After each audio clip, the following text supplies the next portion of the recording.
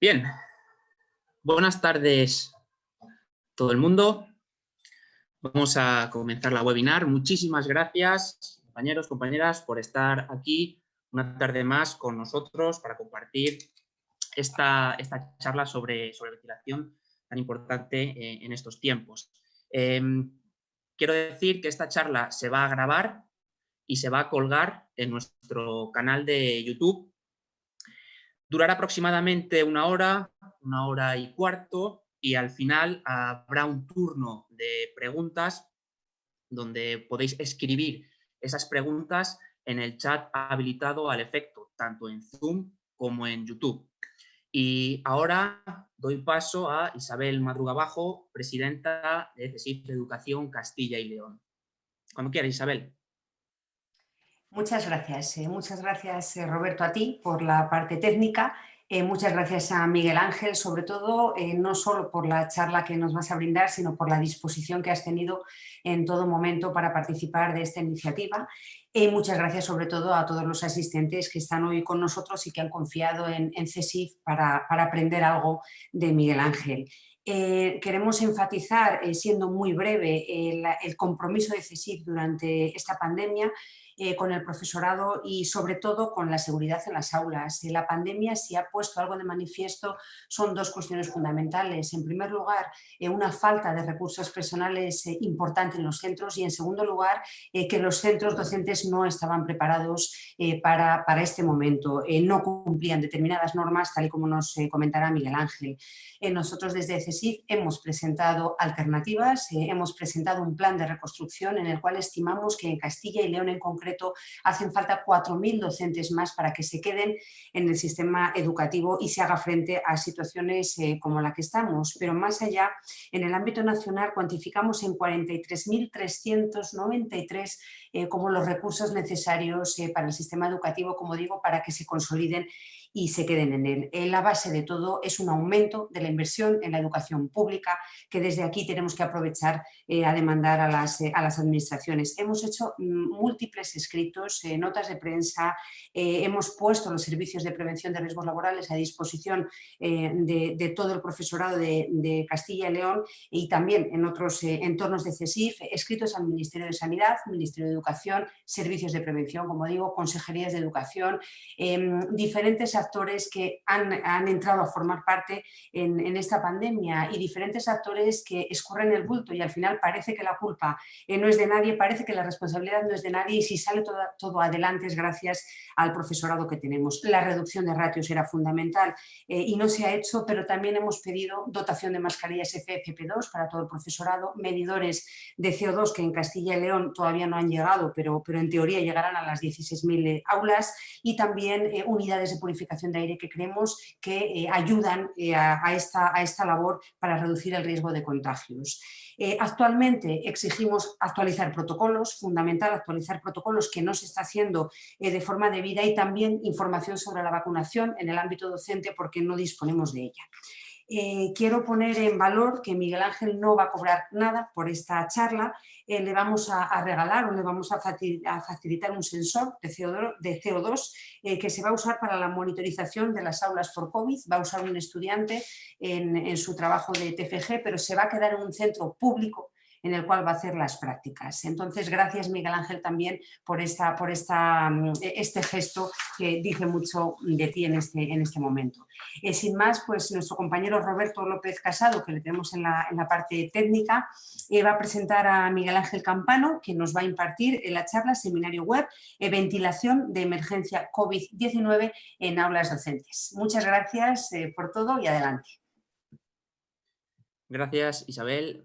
Bien, es para mí un honor y un placer presentar a mi amigo Miguel Ángel, un experto de primera línea en el tema que vamos a tratar.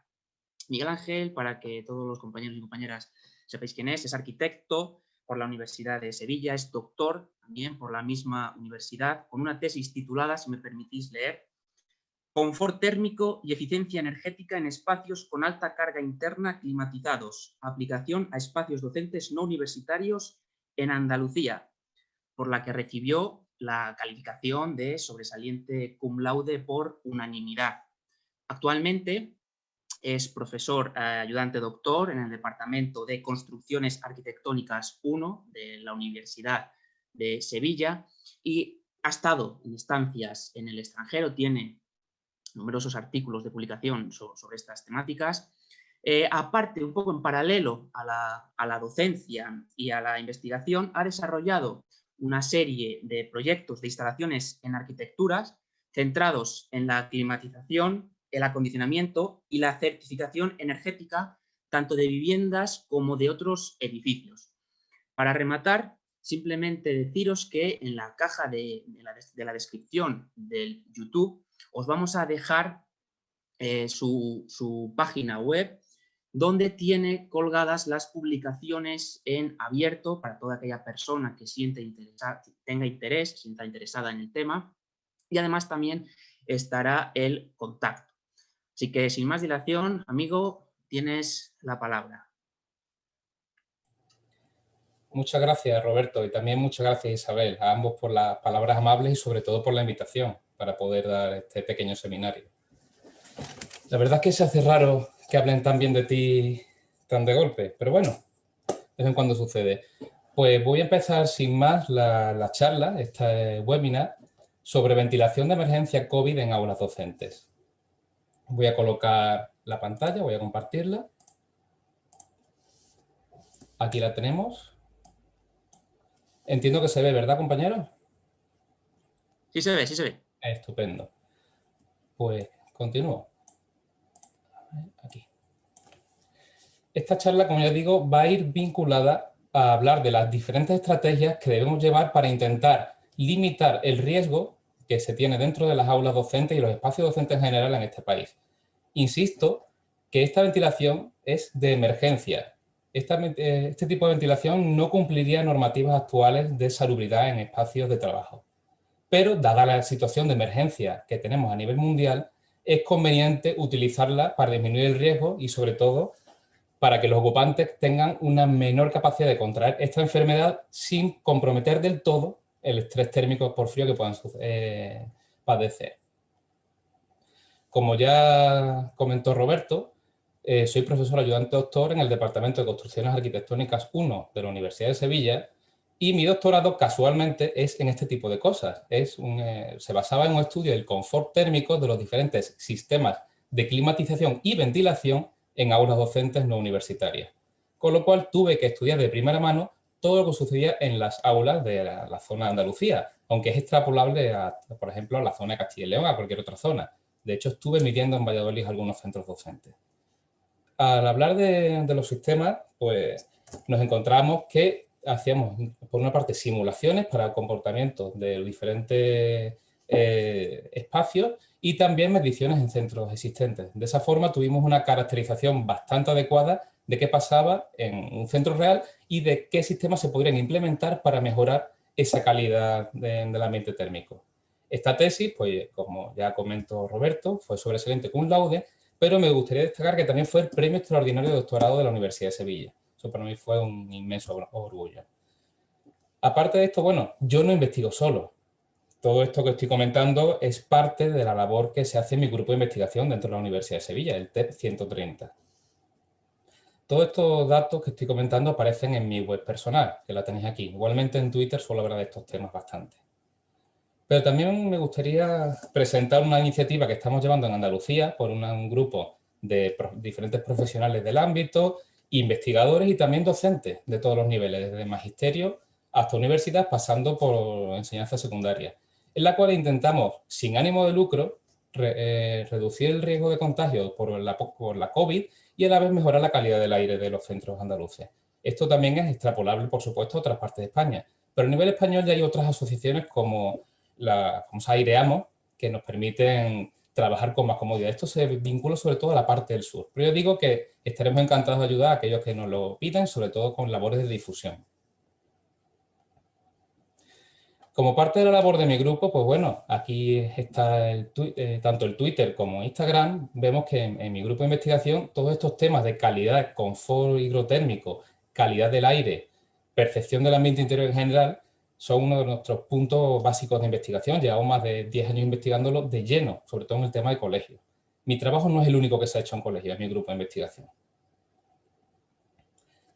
De los principales trabajos que se publicaron en los últimos 5 años, en los que yo tuve la suerte o el honor de participar, se pueden ver estos, que sirven como una triste denuncia de lo que sucede en las aulas docentes, en concreto en Andalucía, pero me temo que es extrapolable a otras partes. Y es que los sistemas de ventilación no suelen existir y tenemos un problema de ventilación y de calidad del aire. En todos estos trabajos se destacaba que los niveles de CO2 dentro de las aulas eran insuficientes para garantizar una buena calidad y un buen desempeño en el trabajo o de la salubridad. Esto que cuento aquí, que son diferentes artículos científicos en revistas de impacto, pues se transcribió a revistas y a publicaciones en la prensa nacional y andaluza. Entonces, esto ya se estaba avisando mucho antes de la pandemia, esto no es nada nuevo. Los estudios en confort higrotérmico y en calidad ambiental son bastante antiguos. Lo que pasa es que ahora se han puesto tristemente de moda debido a la situación de pandemia que estamos viviendo. Pero ya comento que esto de la calidad del aire ya se sabía de sobra que no funcionaba por culpa de una mala ventilación natural. En fin, todo eso lo iré desarrollando poco a poco y sobre todo intentaré optimizar lo que sucede. Ya estos problemas existían, vamos a intentar mejorarlos de forma extraordinaria dentro del marco de la emergencia que padecemos para a partir de ahí buscar futuras estrategias mejores. Como índice de la ponencia, empezaré hablando del coronavirus, el SARS-CoV-2, y de cómo se transmite por aerosoles. Haré un inciso y explicaré qué son los aerosoles y cómo utilizamos el dióxido de carbono como indicador indirecto.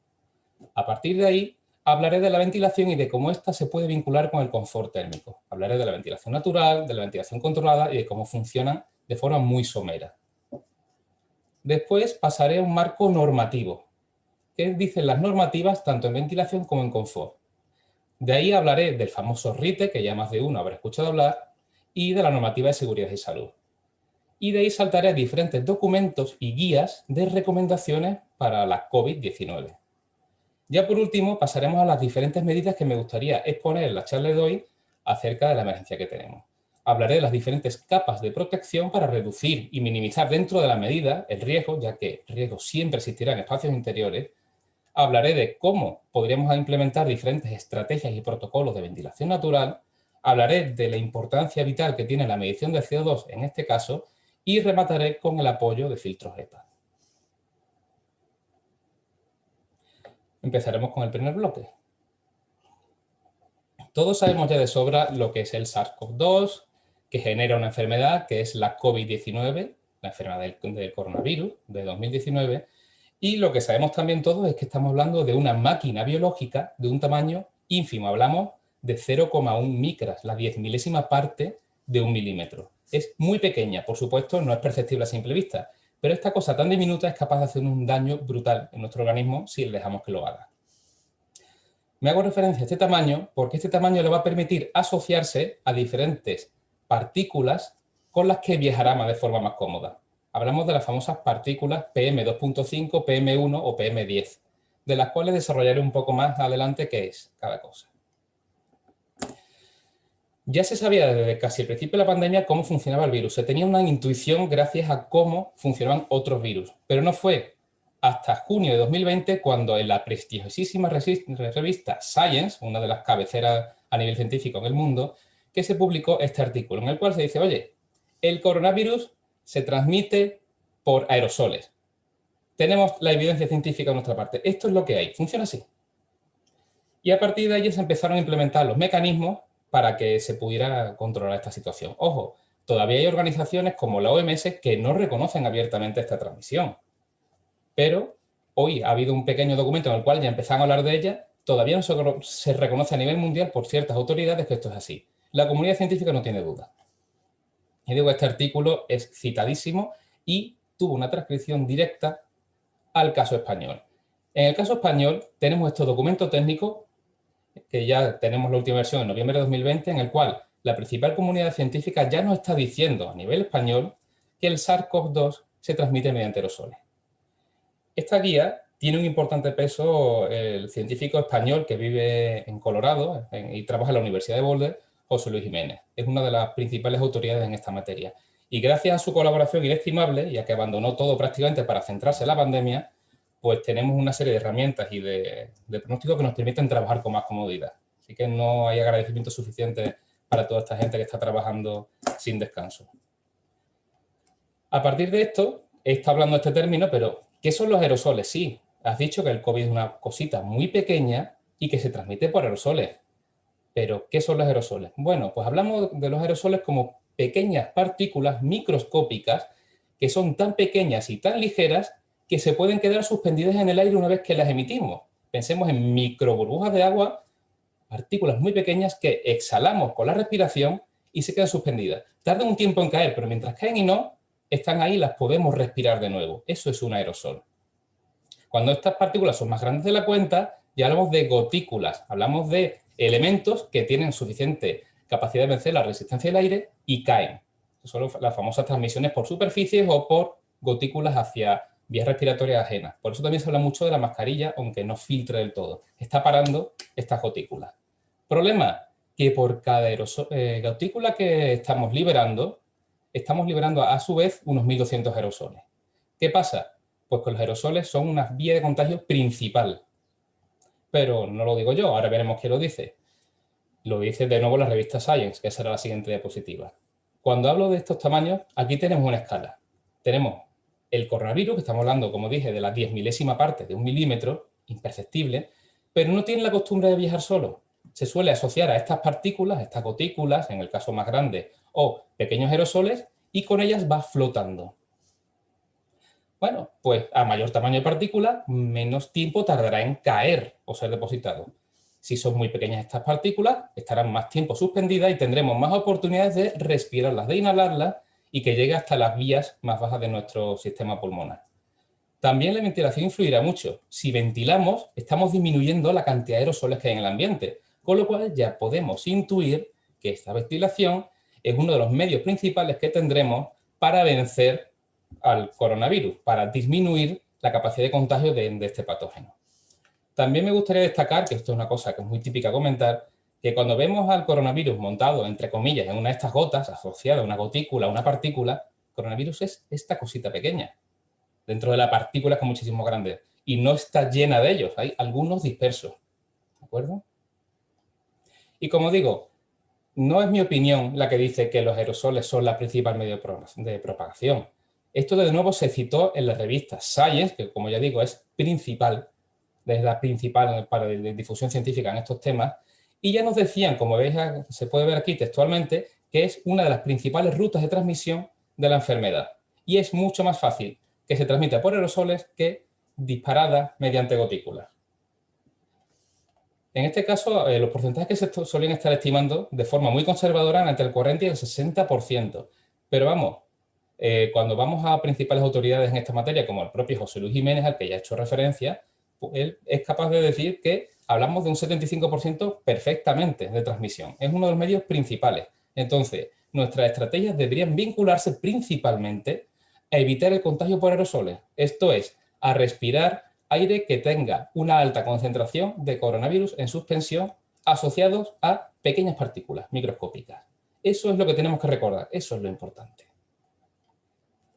Entonces, una forma muy cómoda para entender esto es pensar que los aerosoles son como humo. Si nos asociamos a eso, podemos intentar visualizar esa nube de aerosoles que estamos exhalando que puede contener coronavirus, COVID de la enfermedad. Al exhalarlo, pues bueno, pensemos en ello como humo. Estamos exhalando esta nube y si estamos en un recinto cerrado se irá acumulando poco a poco ese humo. Si estamos cerca de una persona, tendremos más posibilidades de respirar su humo. Igualmente, la mascarilla, si no se pone especialmente bien con un buen cierre, pues estaremos exhalando ese humo por la parte superior y la parte trasera. Por eso es tan importante el ajuste. Si juntamos a dos personas hablando, pues ya veis que ese humo se irá exhalando continuamente. Entonces es un problema que tenemos. Todo esto que estoy contando está desarrollado con mucho más énfasis, mucha más calidad y sobre todo mucha mayor extensión en estas FAQs, estas preguntas habituales con respuestas, que han desarrollado una serie de científicos, entre los cuales pues, puedo destacar de nuevo a José Luis Jiménez, uno de los principales promotores de esta iniciativa. Pero también tenemos a diferentes científicos muy relevantes en el panorama, como Javier Ballester, del LIFTEC, El IFTEC es el Laboratorio de Investigación en Fluidodinámica y Tecnologías de la Combustión, vinculado tanto a la Universidad de Zaragoza como al CSIC. Entonces, tenemos a mentes brillantes trabajando sobre esto y han decidido hacer de forma desinteresada una serie de documentos y guías para que el resto de los mortales, que no tenemos esa especialización, podamos entender de forma cómoda qué está pasando. Entonces, yo os aconsejaría que entréis en este enlace, que quedará después en la descripción del vídeo, para que podáis leer esto de primera mano, que se explica bastante bien y da muchísima información. Permite responder muchísimas de las dudas que se nos generan, de verdad. Dentro de las afirmaciones que se hacen, y esto es una cosa muy antigua en la comunidad científica, utilizamos el dióxido de carbono como un indicador indirecto de calidad ambiental. ¿Por qué? Porque cuando estamos en espacios cerrados, hay una de las cosas que tenemos en cuenta y es que por cada ocupante que haya, habrá una cantidad de aire que estamos exhalando. Los seres humanos tenemos la mala costumbre de estar vivos y para vivir, pues bueno, necesitamos respirar, cosas que pasan. Pues entonces, al respirar, estamos exhalando continuamente dióxido de carbono y la proporción es bastante fácil de conocer, dependerá de la actividad que estamos desarrollando y de nuestra propia masa, entre otras cosas, de nuestro tamaño. Con ello podemos ver cuánto aire estamos exhalando con dióxido de carbono y si la ventilación es buena o mala, porque se diluye rápidamente si hay aire que está entrando del exterior. En el exterior conocemos habitualmente las condiciones de CO2. Así pues, a mayor cantidad de dióxido de carbono, podemos saber si la atmósfera está peor o mejor. El ejemplo en este caso es el coronavirus. ¿Hay mucho coronavirus en la atmósfera? Pues si hay mucho CO2 exhalado, es muy probable que si alguien está infectado, haya bastante carga de concentración de coronavirus. Es por ello que si medimos el CO2, sabemos si tenemos un espacio bien ventilado o mal ventilado. Y como ambas cosas se exhalan con la respiración, tanto el CO2 como el coronavirus, pues ya podemos saber de forma indirecta, ya digo, indirecta, no es perfecta, si en caso de que hubiera una persona contagiada, existe una carga vírica en el ambiente o no. Y si la hay, ¿en qué grado de dilución está? ¿Con alta concentración o baja? El CO2 es nuestro chivato. No lo sabremos 100% seguro, pero tenemos cierta indicación. Una vez dadas estas nociones, vamos a saltar a qué es la ventilación, que todos intuimos más o menos lo que es, y cómo se relaciona con el confort térmico. ¿Por qué necesitamos ventilar? Esta pregunta todos sabemos responderla de forma más o menos intuitiva. Pues la ventilación, habitualmente la que tenemos todos en mente es abrir la ventana, sirve para mantener en los interiores de los edificios o de los vehículos o de cualquier tipo de recinto cerrado unos niveles adecuados de esta serie de cosas que están en pantalla. Hablamos del dióxido de carbono, como ya he dicho, y otros gases. Podemos hablar de vapor de agua, partículas en suspensión, que aquí nos vinculamos a lo que estaba contando de los aerosoles. Hablamos de compuestos orgánicos volátiles que provocan irritación en diferentes partes del cuerpo. También hablamos de patógenos tipo bacterias, virus, hongos o los famosos olores relativos a la actividad humana. Todo docente sabe de sobra que me estoy refiriendo al olor a choto, que sucede cuando abrimos una puerta de un aula y los chavales han estado haciendo educación física una hora antes. Pues eso es un indicador indirecto también de la mala calidad ambiental en las aulas. Bueno, pues nosotros abrimos las ventanas y lo que intentamos es disminuir esos niveles a límites aceptables. Ojo, abrir las ventanas es lo que se hacía en el pasado, ya no debería hacerse eso. Como ya intuís, hay varias formas de ventilar y acabo de comentar que la ventilación natural era la clásica en el pasado. Pero ya hace bastante tiempo que existe el concepto de ventilación controlada. Bastante tiempo. Voy a explicar las dos, así de forma simplificada, y los pros y contras de cada uno. En el primer caso, la ventilación natural, pues es una ventilación que en general es muy fácil de resolver si tenemos huecos practicables, esto es, puertas y ventanas. Lo que hacemos es abrir la ventana o abrir la puerta o ambos. Eso, a nivel de coste económico, es gratis. ¿Problema que tiene? Pues que el caudal es variable. ¿Depende de qué? De los fenómenos que fomentan esta ventilación. Hablamos de la presión de viento en la fachada, que a mayor viento, mayor entrada de aire y mayor depresión en la parte opuesta de la fachada, con lo cual se genera una corriente. Y por otra parte hablamos de la estratificación. A mayor diferencia de temperatura entre interior y exterior, mayor será la salida y entrada de aire. Hablamos de que el aire caliente sube y el aire frío baja. Y mediante este mecanismo, que se llama flotabilidad, pues es posible que por las ventanas se escape el aire caliente del interior por la parte de arriba y entre aire frío por la parte de abajo. ¿Qué pasa? Pues que estos dos fenómenos que acabo de contar son de proporción variable y entre ellos dos también son variables. Puede ser que un día no haga viento y haga mucha diferencia de temperatura entre interior y exterior. Y al revés. O puede ser que no tengamos viento y que fuera no haya mucha diferencia en temperatura. Entonces, pues puede ser que no ventilemos. Otro problema que las personas alérgicas conocerán. Este aire no se filtra. Si hay polen fuera, este polen entra. Y las personas alérgicas empezarán a llorar y a tener secreciones como mocos. Entonces tenemos un problema. Después, el flujo de aire que está entrando en nuestro recinto entrará a la temperatura de la calle.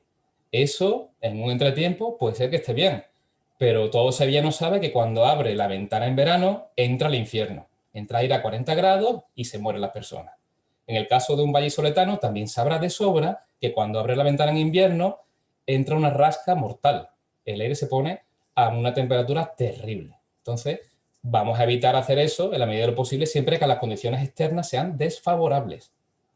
Y por último, y no menos importante, todo docente sabe que si abre las ventanas de su aula va a entrar el ruido exterior, especialmente si hay educación física afuera o cosas similares. Si está lloviendo entrará agua, entrarán insectos, la famosa avispa que se cuela en la clase y todos los niños gritan. Hablaremos de aves, a mí se me han colado palomas en clase, y también polen o otros tipos de contaminantes. Si tenemos una ventilación controlada, que es lo que exigen las normativas actuales, tendremos un flujo de aire garantizado, un caudal mínimo que nos ventilará siempre. ¿Esto cómo se logra? Pues se logra mediante un ventilador. El uso de un ventilador nos permite garantizar ese flujo mínimo de aire. El ventilador mueve ese aire siempre como mínimo. Entonces, está muy bien. ¿Problema? Vale dinero, tanto el instalarlo como el mantenerlo, como la mala costumbre que tienen los ventiladores, que consumen electricidad. Entonces, no todo es ventajoso. Eso sí, flujo de aire garantizado. Si tenemos además el RITE, que está aplicándose, el que después hablaré largo y tendido, este aire estará filtrado. Adiós al polen, adiós a una serie de problemas externos que suele haber en los edificios. Con lo cual tendremos burbujas más seguras a nivel respiratorio. Otro detalle, si estamos cumpliendo RITE, es muy probable que el flujo de aire que entre no esté a la temperatura de la calle, sino que esté atemperado o tratado térmicamente. Después hablaré de esos mecanismos. Pero no tendremos esa entrada de aire frío o aire demasiado cálido que nos molesta, incluso nos puede hacer no estar fuera de confort, sino incluso estar en estrés térmico. Por último, un detalle que también hay que hablar es que estos sistemas de ventilación controlada pueden hacer ruido, son ventiladores, pero un buen diseño puede solucionarlo. Adicionalmente, existen sistemas híbridos, que no entraré demasiado porque no se suelen aplicar fuera de vivienda, que lo que hacen es decir, oye, si la ventilación natural me sirve, ventilo naturalmente, pero si no puedo alcanzar un nivel de CO2 determinado, automáticamente ¡pum!, salta un ventilador. Entonces es como una solución intermedia.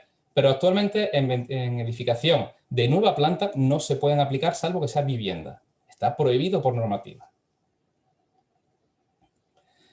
No paro de hablar, si os fijáis, de una serie de unidades, de qué es la tasa de ventilación. Bueno, voy a definir de forma muy breve y esquemática las dos formas principales que hay de hablar de la ventilación y a partir de ahí ya tendremos esa jerga, vamos a decir, técnica asimilada. La primera forma es las renovaciones hora. ¿Qué es eso? Pues cuando un técnico, un especialista habla de renovaciones a la hora, está hablando de que cojo un volumen de aire parecido al de la habitación, o sea, lo que encierra las 4 paredes, techo y suelo, y lo introduzco en mi recinto, como se está viendo aquí en esta imagen. Cojo ese volumen de aire y lo meto dentro. Y a su vez saco algo parecido. Eso se llama una renovación. ¿Cada cuánto tiempo se suele hablar? Cada hora. Entonces, una renovación hora significa que introduzco un volumen equivalente al del recinto a la hora. ¿Eso es mucho o es poco? Pues una renovación a la hora no es gran cosa. Es una ventilación que se puede decir que es la derivada de las infiltraciones incontroladas por la envolvente. Grietas en un edificio que sea antiguo. ¿Qué se empieza a hablar que es mínimamente adecuado? Pues bueno, cuando hay 3 veces ese volumen de aire entrando en la habitación a la hora, se puede empezar a decir que se reemplaza el aire de la habitación en un 95%. Tened en cuenta que cuando entra ese aire, desplaza una parte, pero otra se queda y se va diluyendo, con lo cual, para una difusión efectiva, tendremos que empezar a superar las 3 renovaciones a la hora. En una habitación que tenga una densidad de ocupación media, ojo, un aula no es media, se habla que con 5 o 6 renovaciones a la hora se puede lograr un ambiente bastante saludable. Insisto, ocupación media de 3 a 5 metros cuadrados por ocupante. Todo docente sabe que un aula hay entre 25 y 30 chavales, depende de si es primaria o secundaria, y estamos hablando de unos 45 o 50 metros cuadrados. La densidad suele ser menos de 2 metros cuadrados por ocupante. Otra forma, ya para continuar con este tema, de cómo hablamos del caudal de aire es cuántos litros por segundo, cuánta cantidad de aire estamos introduciendo en el recinto por ocupante, una forma indirecta. Yo tengo, por ejemplo, 5 ocupantes y para garantizar la ventilación, pues la normativa de turno me dirá que tengo que meter tantos litros por segundo por ocupante. Pues nada, cuento tetrabricks, 1 litro, y en un segundo tengo que meter X tetrabricks por ocupante. Lo normal, en centros docentes tipo escuelas y tal, o incluso oficinas, hablamos de 12 litros, 12,5 litros por segundo.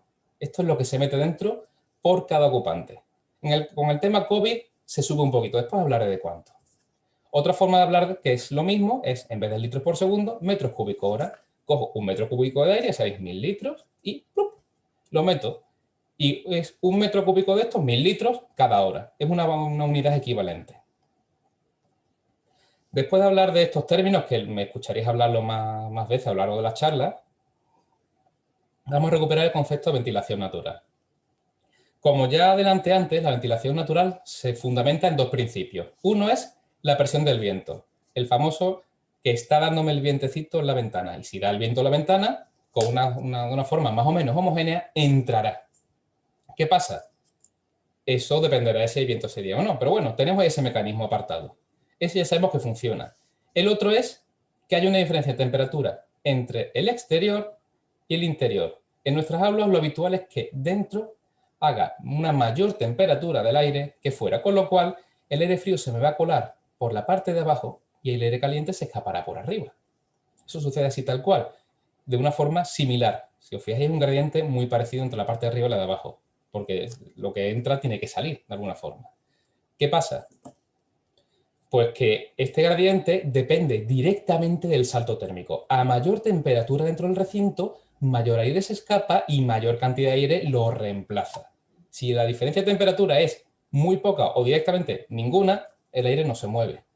Con lo cual, esto en invierno funciona muy bien, tenemos una enorme tasa de ventilación, pero en entretiempo y sobre todo en verano se acabó. Nos venimos abajo. Esto es especialmente preocupante en Andalucía. En los centros docentes no hay ventanas suficientes en verano para poder ventilar un aula. ¿Qué pasa? En la naturaleza, los dos raramente van por separado. Lo normal es que tengamos una mezcla de ambos. Y entonces, la presión de viento haga que entre más aire o, por el contrario, se escape más aire. Y se compensa con el otro mecanismo. Entonces, esto es lo más razonable que suele pasar en nuestro centro. Pero vamos a dejar de colocar grafiquitas así, vamos a ver algo un poquito más vistoso. Vámonos a simulación. Aquí tenemos el efecto de un recinto que tiene una temperatura interior más alta que la del exterior. Aquí hemos puesto un emisor imitando a una persona. Ya sabéis que todas las personas somos estufitas con patas. Liberamos calor. Entonces, este interior, como yo digo, está más caliente que el exterior. ¿Qué pasa? Se está escapando por estratificación el aire. Ya veis aquí la velocidad que está alcanzando el aire. Y es reemplazado por esta otra columna de aire. ¿Qué pasa? Esto es una cosa que más de uno sospechará. Este mecanismo funciona especialmente bien cerca de la ventana. Pero ¿y al fondo de la habitación? Algo falla. La ventilación por un solo lateral no es buena del todo. Ya esta simulación nos lo está diciendo. Aquí se acumula el aire y se queda bastante estanco, bastante calmado.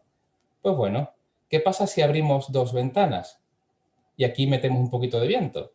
Pues se colará el aire por aquí, a la vez que se escapa por aquí, y sucede lo mismo, pero con mayor intensidad en esta zona. El viento está presionando más aquí que aquí, con lo cual entra más aire por aquí se escapa menos aire y por aquí sale mucho más aire que por aquí. Entonces, el mecanismo está siendo forzado para que haya cierta difusión, pero en cualquier caso, en cada hueco entra y sale aire. Que esto es una cosa que muchas veces no se tiene en cuenta. Siempre pensamos que el aire entra por una ventana y sale por la otra. No, sale y entra por cada ventana en proporción variable y siempre con este gradiente que estamos viendo aquí. Esto nos ayuda muy bien a concebir qué va a pasar en nuestro aula.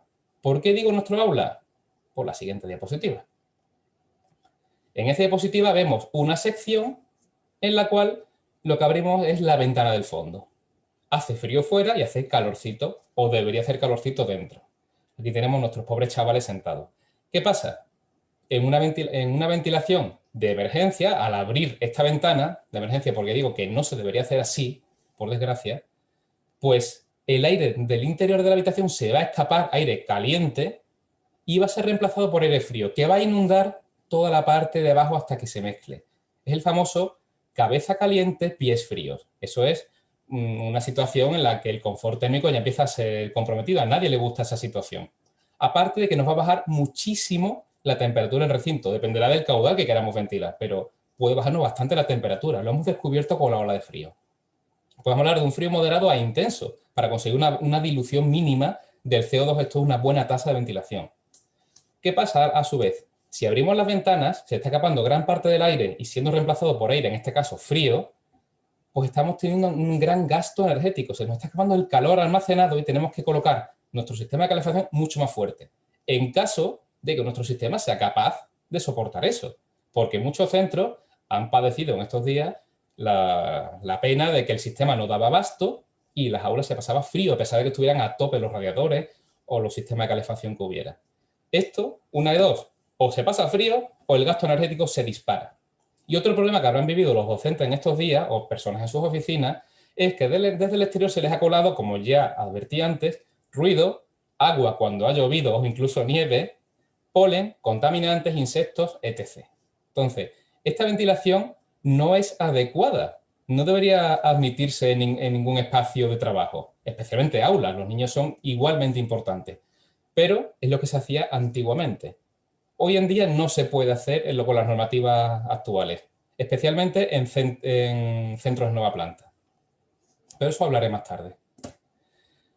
Cuando también hablo de la ventilación, he contado la ventilación natural, ahora voy a hablar de la controlada. La ventilación controlada la hace una máquina. Esta máquina lo que hace es, mediante un ventilador, impulsa aire desde el exterior y lo mete en nuestro recinto. Eso es el sistema de ventilación más básico.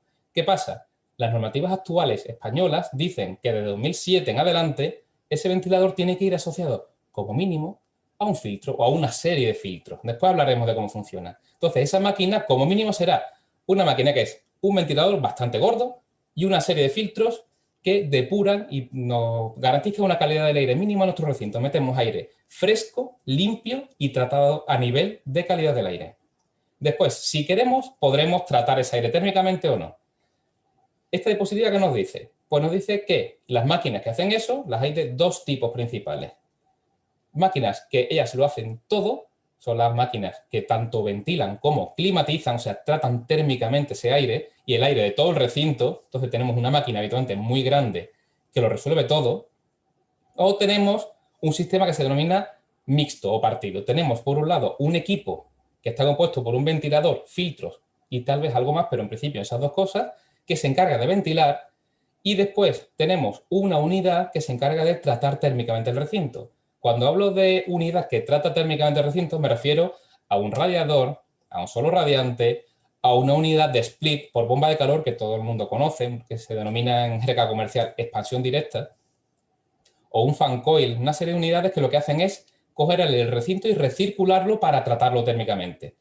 Todo el mundo pensará automáticamente en su split. Cuando hablo de split, hablo de una unidad de pared de este tipo. También las hay de techo, de conducto. ¿Qué pasa? Lo que quiero advertir al contar todo esto es que este tipo de unidades no ventilan por sí mismas. Necesitamos la máquina que ventila. Que cuando ponemos el aire acondicionado, para entendernos, en la mayoría de espacios, eso no va a llevar ventilación. Rara vez la lleva.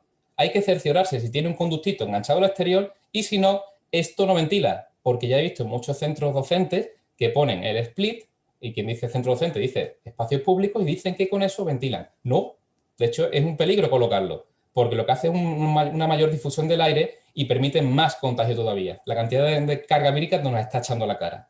Tenemos que evitar ese tipo de sistemas. Entonces, cuidado con eso. ¿Más detalles interesantes? Bueno, pues la otra opción que tenemos con este aire de ventilación, si tenemos un sistema de ventilación controlada, es coger y el aire que introducimos pasa por una máquina que se denomina recuperador de calor, que lo que hace es quitarle parte de la energía al aire que íbamos a tirar a la calle. Ese aire que estaba muy tratado térmicamente, estaba en las condiciones del recinto, 20, 21 grados, una cosa razonable, en la cual estamos bien, como está viciado, lo tiramos a la calle. Y lo que hacemos es que parte de esa energía se la transferimos, se la quitamos y se la damos al aire que va a entrar nuevo. Eso es un coste energético prácticamente despreciable. ¿Qué ganamos con ello? Pues que el aire que entra de la calle está atemperado, con un coste que ya digo es ridículo a nivel energético, a nivel de electricidad. Y de esta manera no solo estamos ventilando, sino que nos estamos quitando un problema de confort térmico. Estamos metiendo aire ya a una temperatura mucho más tolerable por los ocupantes. Esto es básico, sobre todo cuando tenemos sistemas de ventilación controlada. Y en aulas yo lo veo casi una cosa obligatoria. Y digo casi porque realmente lo es a partir de cierto volumen de aire. Después lo contaré. Más detallitos interesantes que puedo contaros. Bueno, pues todo esto que digo de la recuperación se vincula al confort térmico. ¿Por qué? Porque nosotros como seres humanos no tenemos una tolerancia muy grande a los cambios térmicos. Cuando hay un cambio térmico en nuestro ambiente, el que nosotros consideramos adecuado, pues tenemos que jugar con una serie de mecanismos para volver a nuestra zona de confort. Nuestra zona de confort habitualmente es muy reducida. Estamos hablando de que con una vestimenta típica de verano deberíamos estar entre 20 y pocos y 20 y largos grados. A 22, 23, llegamos a 26, 27. Más allá de eso empezamos a tener calor. Y en invierno 19, 20, 21, 22.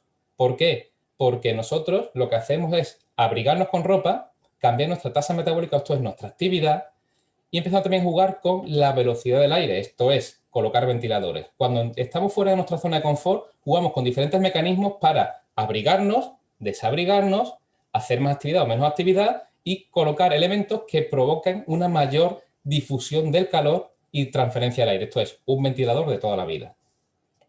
Comento esto porque en nuestras aulas muchas veces diremos a los alumnos, cuando tengan frío, que se pongan el chaquetón, porque es una forma de combatir esa temperatura o que se lo quiten. Pero en el fondo todo tiene un límite y debemos plantearnos el tratamiento térmico a partir de ciertos momentos, sobre todo derivado del exceso de ventilación. Remato todo esto con la humedad relativa. La humedad relativa es otro parámetro que muchas veces se nos olvida, que no se suele controlar en centros y en la mayoría de edificios, pero que tiene que mantenerse en un valor determinado. A modo de recordatorio, eso de la humedad relativa no es más que la cantidad de vapor de agua que tiene el ambiente respecto de cuánta cantidad de agua puede admitir ese ambiente. Es un porcentaje. Y varía en función de la temperatura, porque el aire caliente es capaz de admitir mucha más agua que el frío. Eso es lo que pasa en las ventanas de las casas en invierno, que condensa el frío. En la humedad del ambiente condensa contra ese vidrio que está mucho más frío, porque está demasiado pegado a una zona fría y el aire se enfría y condensa. Entonces, de cara a tratar con patógenos y otro tipo de elementos en suspensión en el aire, tenemos que mantener un nivel de humedad intermedio. ¿Esto qué significa? Entre el 40 y el 60%. Esto es especialmente válido para la COVID. ¿Por qué?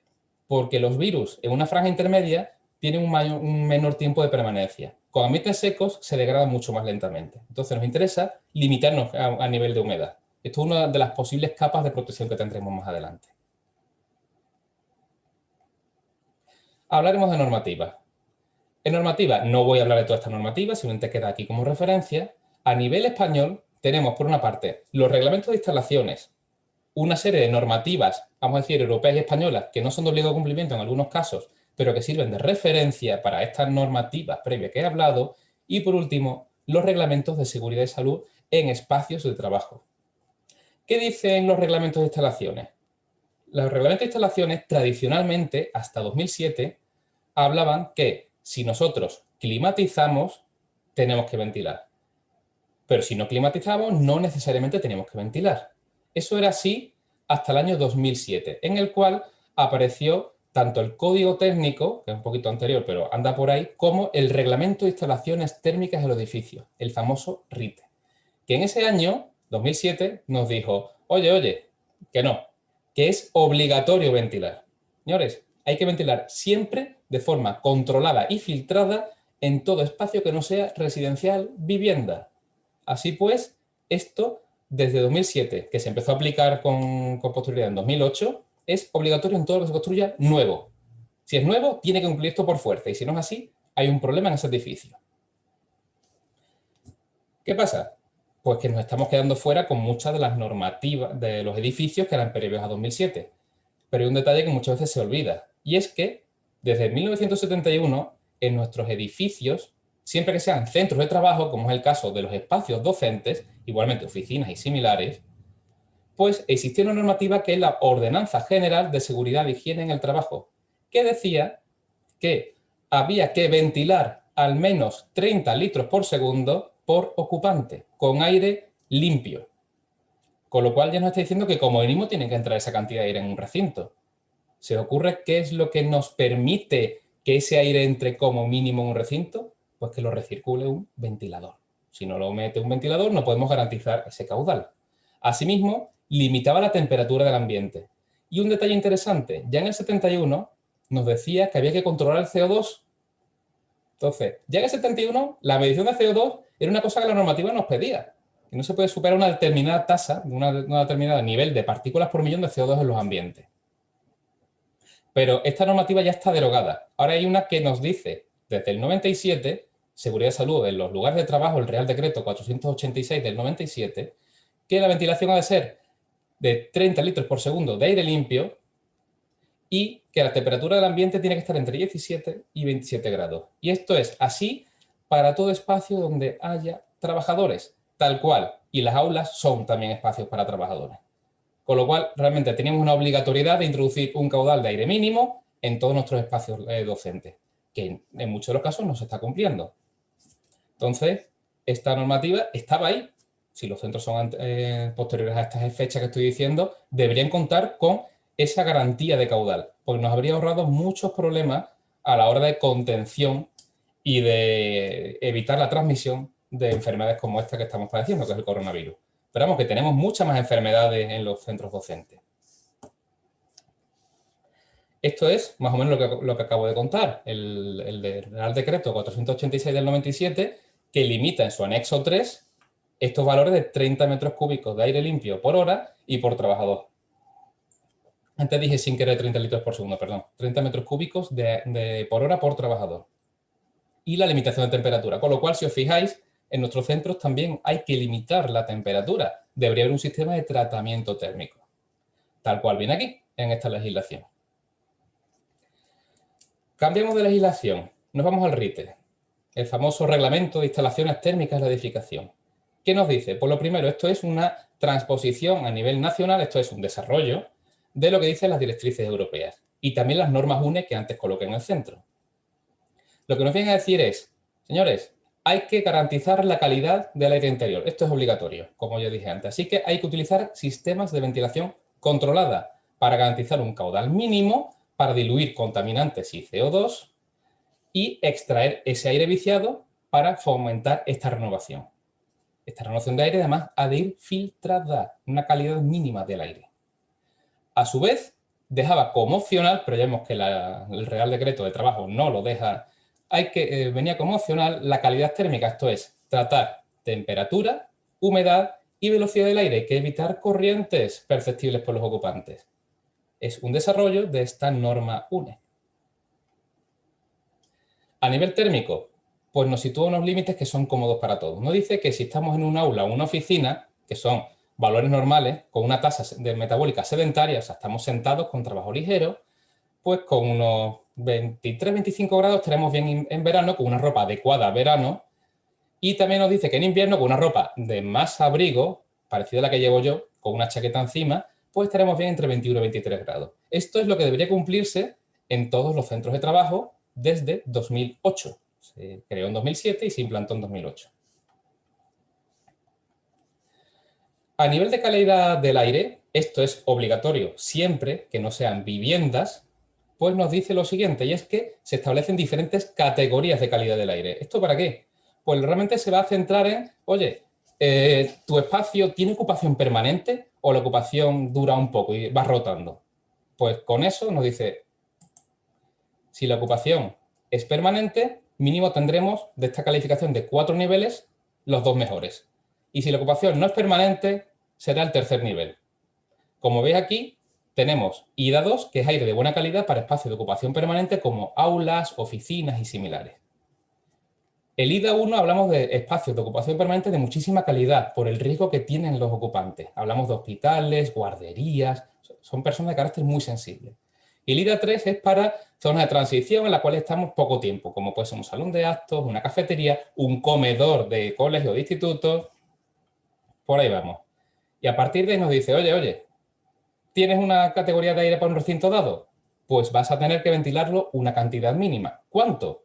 Nos establece varias formas, pero por simplificar, hay que ventilar un mínimo, ya sea contando ocupantes, un método indirecto, y se mete un caudal de aire, unos litros por segundo por ocupante, o se coge y se mide el CO2 y se ve cuál es la diferencia entre fuera, en la calle, y dentro. Y no podemos superar un determinado valor de salto de CO2. ¿Cuánto es ese salto? Pues bueno, lo habitual en aulas y en espacio docente, igualmente en oficinas, por si no están viendo personas que no son docentes, es lo que se denomina un IDA2 con 12,5 litros por segundo. Unos 45 metros cúbicos a la hora. Esto es lo que habría que introducir en un aula por cada uno de los ocupantes. Si tenemos 30 más el docente, pues ya podéis echar la cuenta, es bastante cantidad de aire. En el caso de una medición directa mediante un sensor de CO2, el RITE nos dice que tiene que haber un salto de CO2 entre el exterior y el interior no mayor de 500 partículas por millón de CO2. Para que nos hagamos idea, si en el exterior habitualmente podemos hablar de unos 420, 450 partículas por millón, es un valor variable, depende de la contaminación ambiental. En el campo hay mucho menos y en una ciudad habrá mucho más. Pues bueno, podemos fijar así en promedio que el RITE nos dice que para un IDA2, vuelvo a insistir, aulas y oficinas, deberíamos estar en unos 900 partículas por millón. Ese es nuestro límite teórico que nos establece la normativa española. Ya os adelantaré que con ventilación natural hay que hacer una serie de mecanismos para conseguirlo y que habitualmente en los centros docentes no se consigue. Con el tema del filtrado, lo único que quiero transmitir con esta diapositiva es que es obligatorio en todo lo que no sea residencial vivienda. Y da igual la calidad del aire exterior, incluso en el campo, mitad del campo, que es este valor de ODA 1, o en la ciudad más contaminada, ODA 3, siempre, independientemente de la calidad del aire interior, va a hacer falta uno o varios filtros. O sea, siempre tendremos que tener un filtrado para evitar que las personas estén expuestas a contaminantes exteriores o partículas de suspensión del tipo polen, polvo o similares. Nos exigen una ventilación con filtro. No olvidemos eso nunca. Desde 2008 esto es obligatorio en todo centro que se construya nuevo, insisto. Y, por cierto, el detalle interesante también es que nos exigen cumplir con una recuperación de calor.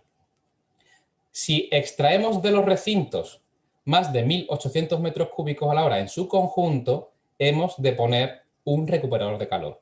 Para hacernos ideas, 2 aulas juntas ya están pidiendo un recuperador, con lo cual un centro que tenga más de 2 aulas debería tener recuperación de calor. Esto es, cogemos el aire de la calle y lo atemperamos gracias a que le robamos la energía al aire que íbamos a tirar a la calle.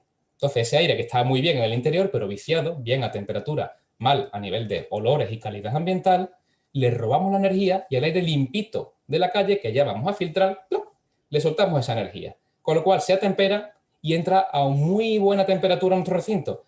Ya no tenemos corrientes de aire desagradables y maximizamos la eficiencia energética. No tenemos esa carga adicional para los sistemas de climatización, ya que el aire entra atemperado. Además, se nos exige una eficiencia de las máquinas bastante buena. Hay que recuperar mucha energía. Bien, ya he terminado con la parte de concepto normativo y ahora voy a hablar de las diferentes guías de recomendaciones. Empezamos con una que en centro docente es complicado aplicar, porque la mayor parte de los centros docentes no están diseñados desde 2007 en adelante.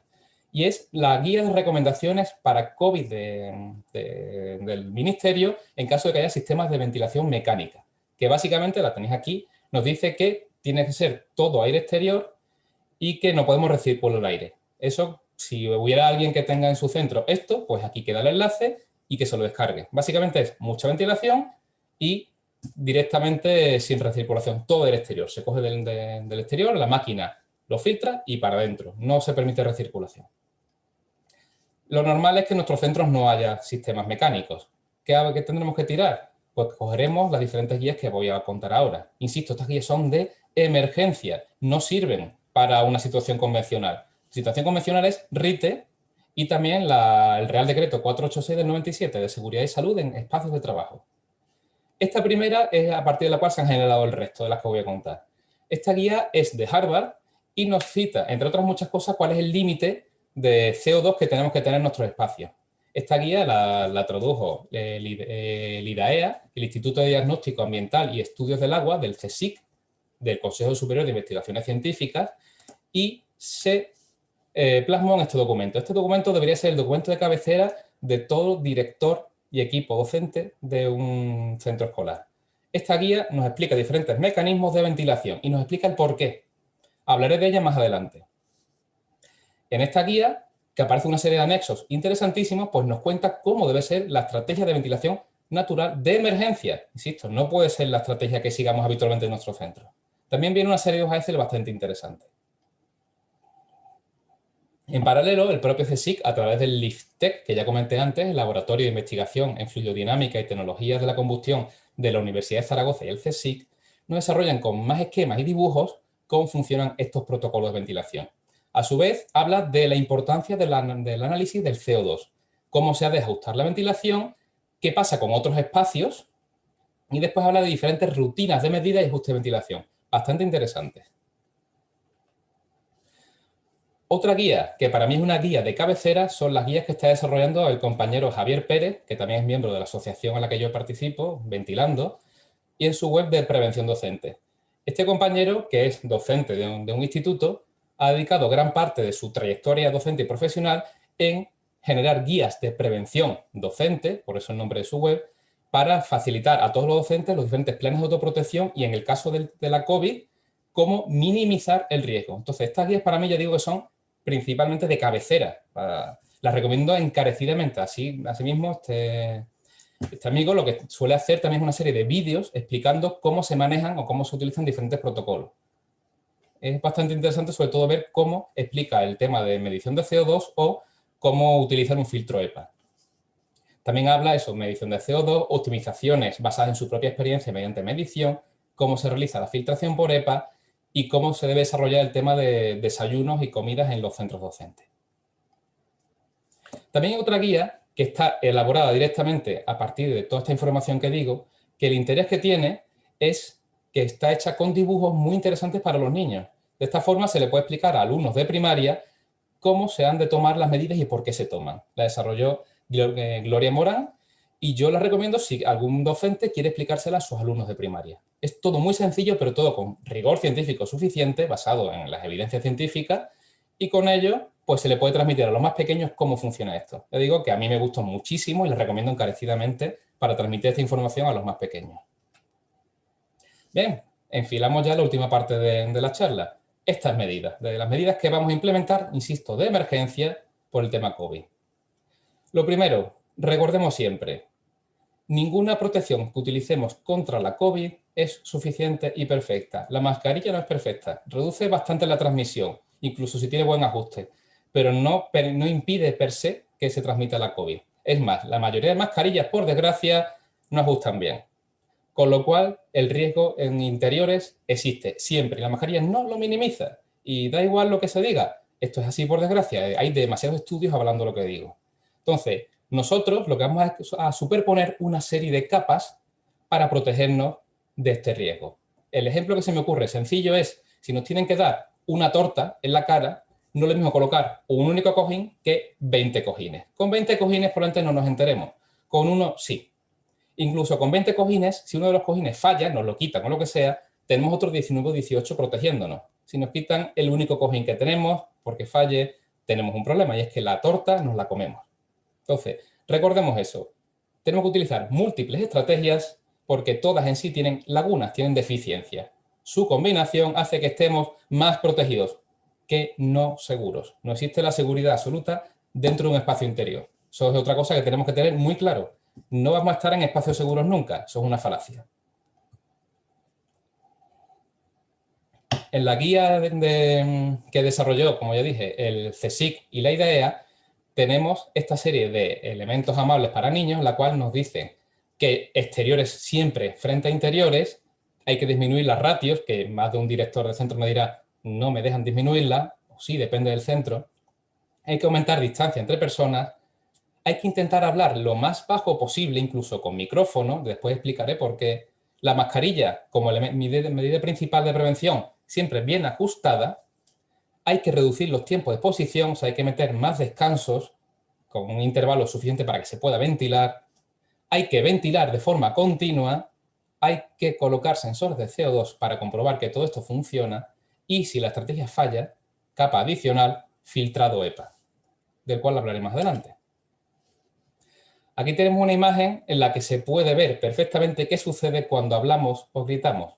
Cuando estamos en silencio, que es lo que pasa en la mayoría de nuestros estudiantes, emitimos relativamente pocas partículas por aerosoles, ya que los aerosoles los estamos expulsando con el hablar, sobre todo, porque es una expulsión más violenta de aire. Con ello, ¿qué quiero decir? Que al cabo de una hora, si estamos en silencio, emitimos relativamente poca carga vírica, pero si estamos hablando, emitimos 10 veces más partículas que cuando estamos en silencio. Así pues, ya podemos intuir todos que los alumnos no son el foco de contagio en las aulas. Es el docente, nosotros. Nosotros somos los principales responsables y garantes del aula, no solo porque somos los adultos en el caso de escuelas de primaria y de secundaria, es que somos los que podemos poner más en riesgo a los demás, o sea, debemos cuidarnos más todavía para protegerles a ellos. Si nos da por gritar o cantar, el riesgo se dispara. Pasamos a 50 veces más que en silencio. Entonces, la carga vírica que liberamos cuando estamos cantando o gritando es de hasta 1500 dosis infecciosas. Eso tenemos que controlarlo muchísimo. Frente a 30 dosis en silencio a 1500. La mascarilla hará una buena labor parando eso, pero no es perfecta. Liberará bastante. Entonces, mientras más bajo hablemos, mejor. Incluso apoyado por micrófono. ¿Que no es posible? Pues alejémonos y vendrán el resto de capas a protegernos. Pero quedémonos con la copla. Nosotros como docentes somos los principales focos de contagio en las aulas. Esta imagen viene también a decirnos el nivel de riesgo que tenemos en las aulas.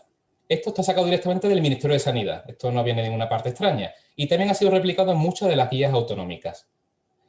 Aquí tenemos una tabla en la cual se nos explica el nivel de riesgo en función de la ocupación de los recintos, si es baja o alta, si estamos en espacios exteriores, interiores mal ventilados e interiores bien ventilados. Asimismo, variará el riesgo en función de si llevamos mascarilla o no y si estamos en silencio, los estudiantes, hablando, los docentes, o gritando, que es el caso de los docentes cabreados con los alumnos, o cantando, famoso coro. Pues bueno, centros docentes habitualmente de alta ocupación, por muy bien que lo hagamos y aunque reduzcamos ratio, estamos aquí. Docente hablando, pues si el interior está muy bien ventilado, cruzando los dedos, riesgo medio. No estamos en riesgo bajo o riesgo nulo, estamos en riesgo medio, nada más empezar. Y con el interior mal ventilado, que pasa en muchísimas aulas, es riesgo alto. Estamos disparando la tasa de contagio, siendo nosotros, los docentes, los principales responsables. Y esto, insisto, con mascarilla. Si es sin mascarilla, siempre va a ser riesgo alto. Eso es intolerable directamente. Y me gustaría remarcar eso. No existe en interiores ninguna situación en las cuales se esté exento de riesgo. Siempre hay riesgo. Entonces, no nos confiemos, no pensemos que la mascarilla nos va a salvar, porque la mascarilla es una medida más importante y necesaria, pero una más de las que tenemos que tomar. Pensar lo contrario es un grave error y una responsabilidad, sobre todo cuando tenemos a nuestra disposición toda esta guía. Entonces, yo recomiendo encarecidamente no solo escucharme a mí, porque yo no soy nadie, sino leer y sobre todo investigar lo que voy a contar ahora. Ahora voy a colocar una serie de imágenes que están calculadas con esta herramienta. Esta herramienta es una herramienta de cálculo que nos permite calcular de forma relativamente sencilla cuál es el riesgo de contagio de los diferentes ocupantes en función de las condiciones del recinto y de si se lleva una mascarilla. La ha desarrollado, para sorpresa de muchos, porque siempre está metido en todos los fregados, José Luis Jiménez, con su equipo. Entonces, esta herramienta, que es espectacular, es una hoja Excel, en inglés eso sí, nos permite saber el riesgo de contagio que hay en las aulas. Pero bueno, por simplificar, voy a coger una infografía que ya hizo El País en su momento y la voy a colocar para recordar todo esto. Esta primera infografía que tenemos aquí, pues se ven en función de las capas de protección que coloquemos el riesgo que hay en un aula docente. Aquí tenemos un aula clásica de 24 alumnos con su docente. Como ya dije, nosotros los docentes somos los más peligrosos, entonces vamos a hacer la suposición de que el docente tiene COVID, está infectado y va a empezar a dar su clase normalmente. Empieza a las 9 de la mañana. En este caso, primera simulación, el docente no tiene mascarilla. ¿Qué pasa? Al cabo de 2 horas, pues puede haber una probabilidad de contagio de hasta 12 alumnos. Casi media clase. En 2 horas ese riesgo se dispara si no ventilamos. Entonces, ya vemos que la ventilación empieza a ser un problema junto con el no uso de la mascarilla. ¿Qué pasa? Otro detalle interesante, si os fijáis en la infografía, la ubicación no afecta. La famosa distancia de seguridad es útil para evitar gotículas, pero la transmisión por aerosoles es irrelevante la distancia. En un interior tenemos que ventilar muy bien porque se puede contagiar cualquiera, porque el transporte es a través del aire y a través del aire puede llegar por difusión a cualquier punto del recinto, porque las condiciones terminan siendo muy homogéneas en un recinto que no se ventila, que no se mueve ese aire. Así pues, tenemos una situación de riesgo si no ventilamos, incluso aunque tengamos mascarilla, en cualquier punto de la habitación. Si le ponemos mascarilla al docente, aunque sí, ya veis que puede haber hasta 5 alumnos contagiados en 2 horas. La probabilidad puede ser de 0 hasta 5. Entonces, cuidado, no asumáis que la mascarilla es mágica y nos va a salvar del contagio. Como veis, lo reduce bastante. Es bastante eficiente en su trabajo, si tiene un buen ajuste, pero no es un milagro. Y aún así, como también veis en esta imagen, la transmisión puede ser aleatoria. No va a coger a los más cercanos. Se puede librar a los más cercanos, puede contagiarse el del fondo. Dependerá de los flujos de aire que haya en la habitación y de cuánta concentración haya. Así funcionan los aerosoles. Vamos a implementar más medidas, si os parece. Vamos a ventilar. Vamos a asumir que hay una buena ventilación y que estamos renovando continuamente la atmósfera. Y además, el docente va a llevar su mascarilla. Pues bien, sigue habiendo riesgo de contagio. Puede haber un riesgo de contagio reduciendo el tiempo de exposición a 1 hora con ventanas abiertas y con el docente con mascarilla, pues aún así puede haber un contagiado a cabo de ese tiempo. Entonces, no hay medida que no implique riesgo y siempre vamos a estar poniendo en riesgo el resto de nuestros alumnos. Entonces, yo digo, estas medidas que yo voy a explicar hoy, pues lo que hacen es minimizar el riesgo, pero riesgo hay. No es un espacio seguro y decir lo contrario, una vez que se empieza a tener este tipo de informaciones, es preocupante. Bien, pues ya contado esto, ahora voy a explicar las estrategias. Las estrategias se van a basar en la dilución del nivel de CO2 como indicador indirecto. ¿Cómo lo vamos a hacer? Pues vamos a marcar diferentes niveles de CO2 y a partir de ahí vamos trabajando. El primer nivel que se utilizaba antiguamente es el que decía la OMS, la Organización Mundial de la Salud, que nos venía a decir que en espacios cerrados tenemos que tener una concentración máxima de 1000 partículas por millón. A partir de ahí, mal. Se fijaba por una serie de patologías, por bajada de la capacidad de concentración, que siguen siendo válidas, pero es que con la COVID tenemos otro tipo de problemas. ¿Qué pasa? El RITE, por otro lado, decía que no, que 1000 no, que 900. Unidad 2 establecía una diferencia entre interior y exterior de unos 500 partículas por millón. Si subimos un exterior convencional de 400, 420 partículas por millón, hablamos que dentro de las aulas no debería haber más de 900 partículas por millón. Bueno, eso era así hasta que vino la COVID. Cuando se vio el riesgo de contagio que tenía, los principales expertos hicieron un estudio en el cual dijeron, mira, en función de la tasa de aire exhalado, de cuánto aire exhalo, sé cuánta carga vírica puede haber. Igualmente sé cuánto CO2 hay. Pues tengo que intentar quedarme por debajo del 0,7% de aire exhalado. Esto es, por cada vez que yo respire, yo no puedo respirar aire de otra persona en una dilución menor que 0,7%. Si supero eso, si el aire del vecino yo estoy respirando un poquito más de 0,7, ya estoy en riesgo. Esa es la idea que hay detrás, ¿vale? Sobre todo con el tema del contagio. No me sirve un nivel de 800 o 900 partículas por millón, porque la tasa de contagio ya es del 1,21%. Estamos hablando de prácticamente un 50 o un 70% más de contagio. Y si cojo la de la OMS, estoy hablando del doble de riesgo. O sea, los valores de la OMS para no contagiarme son demasiado altos. Estoy asumiendo un riesgo que podría ser inaceptable.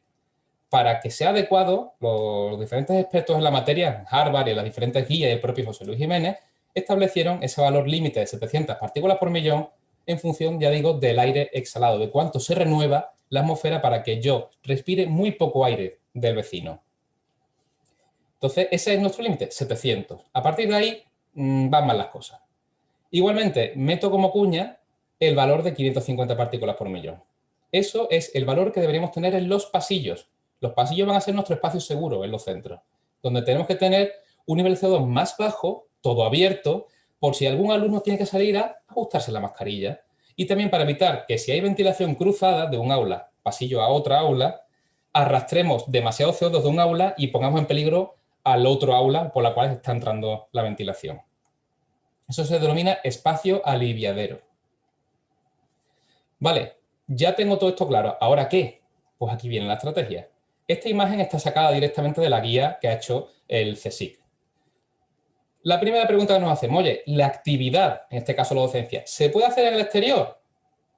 Vamos a bifurcar. La opción es sí, al exterior, lo más seguro. Allí el riesgo puede ser nulo si mantenemos distancia para evitar gotículas y mascarilla. Si hacemos esas cosas, sí es un espacio seguro, porque es un exterior. Entonces, esa es nuestra prioridad. Que no, bueno, pues ya asumimos riesgo, ya tenemos riesgo. ¿Qué hacemos? Abramos la ventana. ¿Cuánto? Lo que os voy a explicar después. Eso sí, importantísimo, siempre abierta, siempre continuamente abierta. No se puede cerrar. Eso es un fallo que se cometió en diferentes normativas porque se tomó la indicación erróneamente del CSIC. Después explicaré por qué el CSIC recomienda lo contrario. Entonces, el CSIC hace una optimización de todo eso. Entonces, si abriendo la ventana es suficiente para diluir la concentración de CO2, por lo cual hay que medir, con eso nos quedamos. Oye, que por mucho que abra la ventana, el CO2 está alto, está por encima de 700. ¿Qué hago? Pues viene la siguiente estrategia, que es colocar un extractor, un ventilador que saque aire del recinto y lo tire a la calle. Con lo cual me va a entrar aire limpio, o por lo menos fresco, del exterior. Eso es una situación de emergencia. Esto no debería hacerse en los centros habitualmente, porque para eso está el RITE. Pero bueno, como estamos en emergencia, se hace. Oye, que con esta tasa de ventilación forzada cumplo. Mido CO2, estoy por debajo de 700, estupendo. Que no, pues voy a tener que hacer sistemas de purificación, voy a tener que colocar filtros HEPA. Y con eso ya debería conseguir una calidad de aire adecuada en esta época de emergencia. Por supuesto, siempre tiene que haber mascarilla, siempre tiene que haber distancia de seguridad por el tema de las gotículas y siempre medidas de higiene. Aunque ya he dicho que una de las principales formas de transmisión es el aerosol, es nuestra principal fuente. Todo lo demás es secundario frente a eso. Secundario tampoco implica que se ignore. ¿Vale? ¿Cómo hago lo del CO2? ¿Cómo abro la ventana? ¿Cómo sé cuánto tengo que abrirla? Aquí tenemos un diagrama bastante sencillo. Empezamos aquí.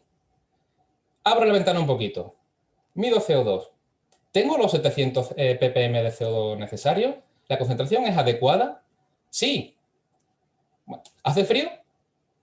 ¿Es soportable? Sí, es soportable. ¿Hemos terminado? Oye, no estoy muy mal de temperatura y el nivel de CO2 es bueno. ¿Que no es soportable? Pues hay que cerrar un poquito la ventana. Vuelvo a medir. ¿El CO2 es seguro? Sí, pues ya me lo quedo. ¿Que no? Pues tendré que abrir, porque primamos ventilación a confort térmico y a estrés térmico. Yo prefiero pasar frío a ponerme malo. Porque no olvidemos que no nos ponemos malos por el frío, nos ponemos malos por los virus y las bacterias. ¿Vale? La típica idea de me voy a poner enfermo por el frío. No, eso no. Oye, que da igual, que no puedo abrir ventana suficiente, que es que ya estoy a tope.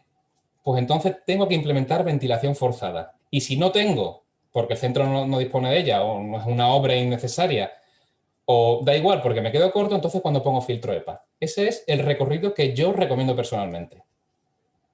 Oye, que estoy por debajo de 600 partículas por millón de CO2 cuando abro la ventana. ¿Puedo cerrarlo un poco? Puedes, es posible. Yo personalmente no lo haría.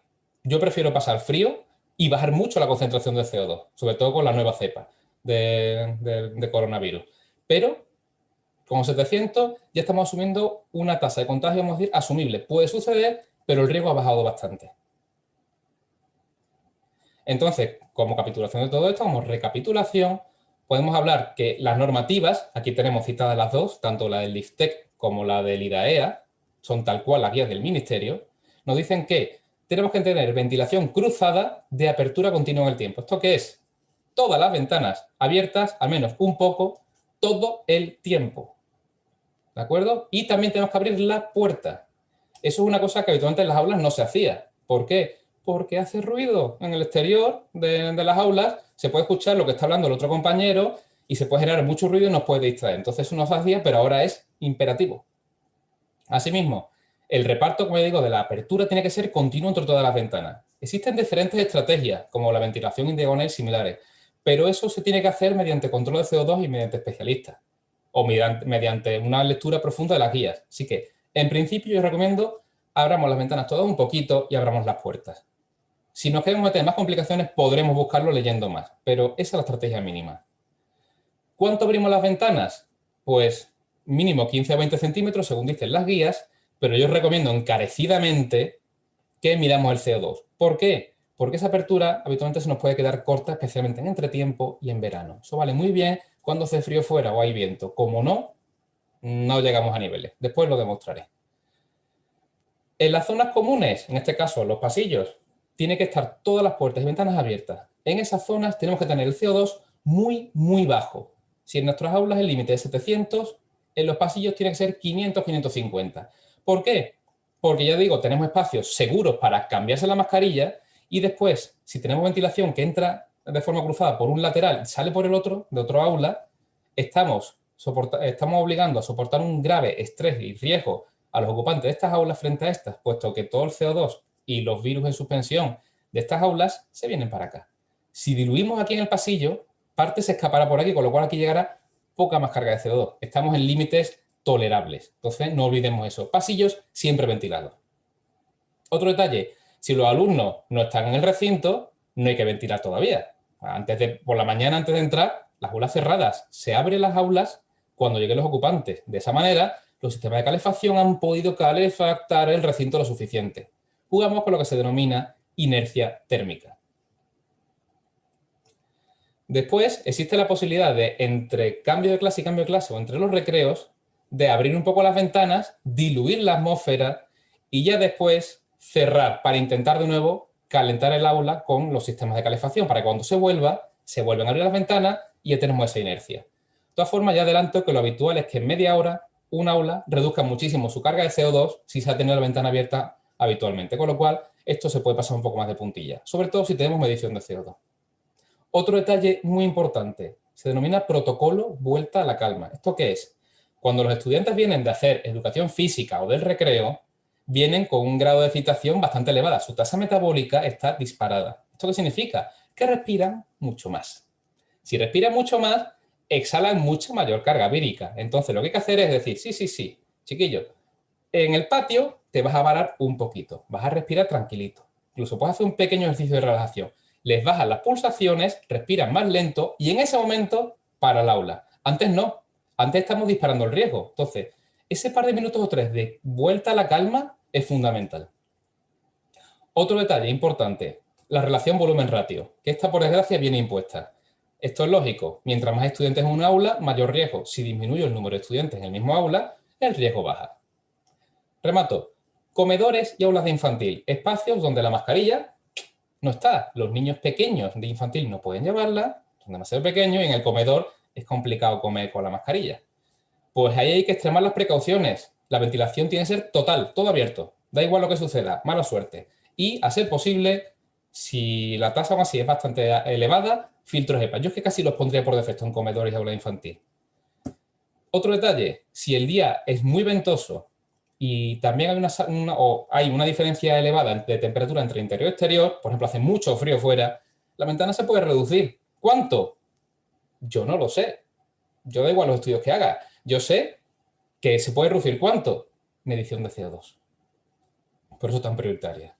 Entonces, todo esto es el protocolo que yo seguiría y que, de hecho, no lo impongo yo. Lo dice el propio ministerio, lo dicen las guías que ha desarrollado el CSIC, nuestro centro de referencia de investigación.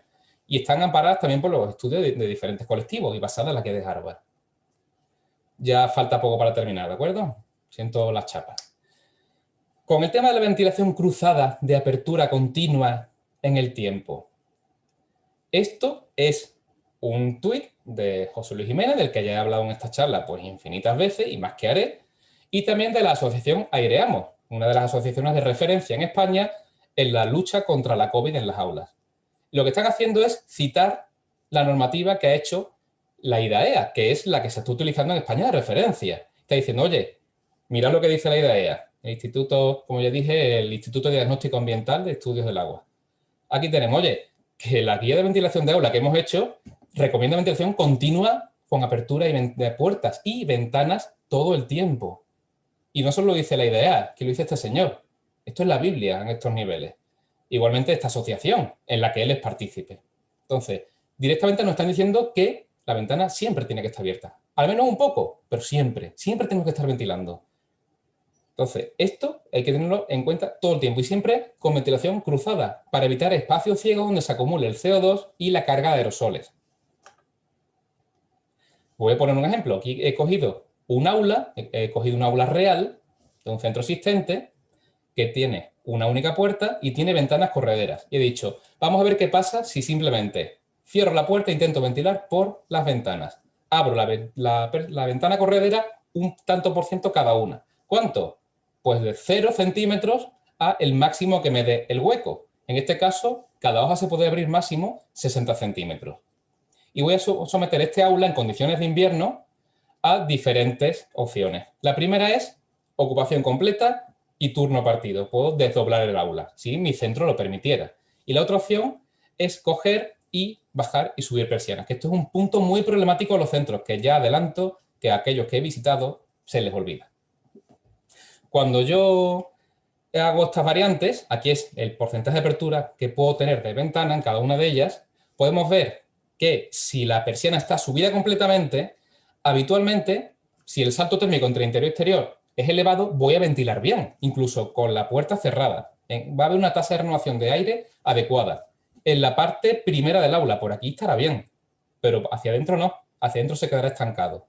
El problema va a estar en cuanto la temperatura empiece a disminuir ese salto térmico. Fuera no hace tanto frío y dentro no hace tanto calor. ¿Qué va a pasar? Pues que voy a necesitar un tamaño de ventana muy grande, más del que tengo disponible. Tendré que incluso quitar las hojas de la ventana y desmontarlas. Esto es especialmente cierto con aulas completas. Esto es un aula ocupada completamente y esto es un aula a la mitad. Con el aula a la mitad puedo tener un salto térmico muy bajo, o sea, casi siempre voy a poder ventilar. Sin embargo, con un aula llena, habrá un momento con una diferencia de 7 grados interior-exterior que no voy a ventilar. Y eso con las persianas abiertas. ¿Qué pasa si cierro la persiana porque a mis niños les da el sol? Que es una cosa muy lógica. Si la cierro y la dejo abierta un 33%, está cerrada 2/3, esto es lo que sucede.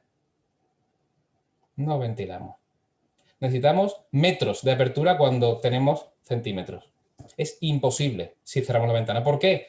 Porque depende muchísimo del alto del hueco para que entre más o menos aire, ya que funcionamos por estratificación, como estamos viendo aquí. Si este hueco es muy pequeño, en altura, aunque sea muy largo, me da igual, necesito muchísimo más superficie de abertura. Con lo cual, bajar las persianas es una muy mala estrategia, por desgracia. Jugamos con ese tiro térmico que se denomina. Y además, insisto, esta estrategia solo funciona para esta zona del aula. Aquí se genera una zona de movimiento calmado de aire. No se ventila. Entonces, estos alumnos están en riesgo. Sí, pues ya sabéis la importancia de abrir la ventana y de abrir la puerta para hacer una ventilación adecuada en el recinto. Y que si tenemos la persiana cerrada, vamos a disminuir mucho la cantidad de aire que entra. Bien, ya he hablado de diferentes problemas que vamos a tener. Hablemos de estrategias. Voy a presentarlas rápidamente porque son bastante sencillas y vais a ver claramente cuáles son las más adecuadas. Empezamos.